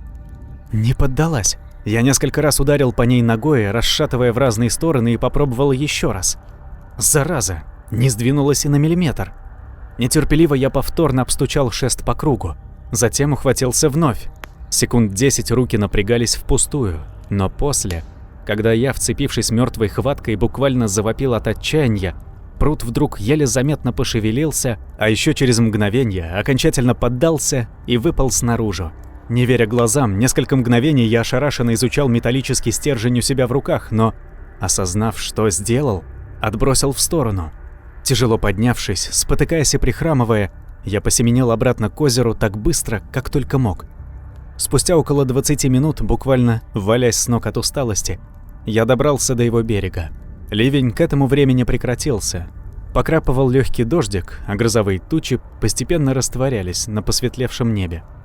Окружавшая меня природа медленно приходила в себя, оставляя в прошлом последствия разбушевавшейся стихии. Постепенно приближаясь ближе, я все четче осознавал, что мои ожидания не оправдались. Ни на поверхности озера, ни рядом с берегом не было и следа разгневанной русалки, Кати или моего старшего брата. Отказываясь принимать поражение, я мотал головой с маниакальным рвением, озираясь по сторонам. Но как ни старался, в поле моего зрения оставались лишь роща и безмятежная гладь озера, слегка тревожимая затихающим ветром. Старательно отгоняя прочь мысли относительно судьбы брата, я продолжал неосознанно брести в направлении озера, пока в конечном итоге не замер у его границы. В тот момент мой взгляд остекленел. Прямо передо мной, мерно покачиваясь в такт накатывающим волнам, спиной вверх покоилось тело брата. Не веря своим глазам, я изможденно опустился на колени, не отрывая взгляда от ужасной картины. Сердце замерло. Я перестал дышать. Казалось, из меня выбили воздух точным коротким ударом. Как же так? Этого не может быть. Не должно быть. Я же все сделал. Освободил. Я же освободил. Запустив пальцы рук в волосы, я с силой сжал кулаки. Хотелось сделать себе больно. Забыться. Хотя бы на миг вырвать ужасную картину из памяти. Хотелось орать, рыдать, грызть землю, но эмоций не осталось. Одни судорожные вздрагивания измученного детского организма, мечтающего провалиться в черную тьму бездонного пространства и падать, а лучше потеряться, остаться в снах, в воспоминаниях, где он по-прежнему был рядом. В какой-то момент на плечо легла чья-то рука, но медленно сгорая от горя, я ее даже не почувствовал. «Эй, Шкет, ты там в порядке?» Измученно вздрогнув, я нерешительно поднял голову. Это же ее голос. Не спеша, будто боясь спугнуть собственное наваждение, я повернулся в сторону звука. Катя стояла рядом и, как всегда, прищурившись, весело улыбалась. «Ты зачем сырость развел? Не мужское это дело. Прекращай давай, пока никто не заметил». Лишившись дара речи, я уставился на девушку с глупым видом. Оказалось, погода уже окончательно наладилась, тучи полностью рассеялись и, наконец, позволили солнечному свету добраться до земли, щедро заливая ее своим теплом. Девушка стояла в ярких лучах и, казалось, отражала их нежное касание. Это было нечто поразительное. Я с трудом различал ее силуэт в настолько слепящем свете. Одежда на девушке отсутствовала, но практически все ее тело, за исключением лица и груди, покрывалось чем-то блестящим, сверкающим на солнце, словно до блеска натертая сталь. «Катя, ты все еще здесь? Значит, я не справился». «Вовсе нет. Теперь мы свободны, и все это благодаря тебе. Только тебе, Шкет». Не переставая добродушно улыбаться, она стала отдаляться в сторону озера. Причем не шла, а откровенно парила в воздухе. Непосредственно рядом с границей воды девушка послала мне воздушный поцелуй и по привычке озорно подмигнула. Затем развернулась лицом к водной глади и полетела над поверхностью озера в направлении его центра, где ее уже ждала другая женщина. Странно. Не заметил, когда она появилась. Озаренная такой же яркой аурой, не позволяющей разглядеть ни как она выглядит, ни во что одета, она словно легкое облако парила над водой. Раскрыв объятия, женщина радостно встречала летящую к ней сияющую от счастья Катю. А когда девушка приблизилась вплотную и обняла ее, мягко склонила голову, нежно прижав к груди. В движениях женщины сквозило столько искренней материнской любви, что на миг я забыл, как дышать, неотрывно любуясь щемящим сердце зрелищем. Спустя некоторое время женщина отстранилась, перевела на меня ласковый взгляд и, выдержав недолгую паузу, благодарно кивнула. После еще раз посмотрела в глаза дочери, и вместе они полетели вверх, улыбаясь, не отрывая друг от друга глаз, пока не замерли в 6 метрах от уровня воды. Там, на высоте, женщина требовательно подняла вверх руку.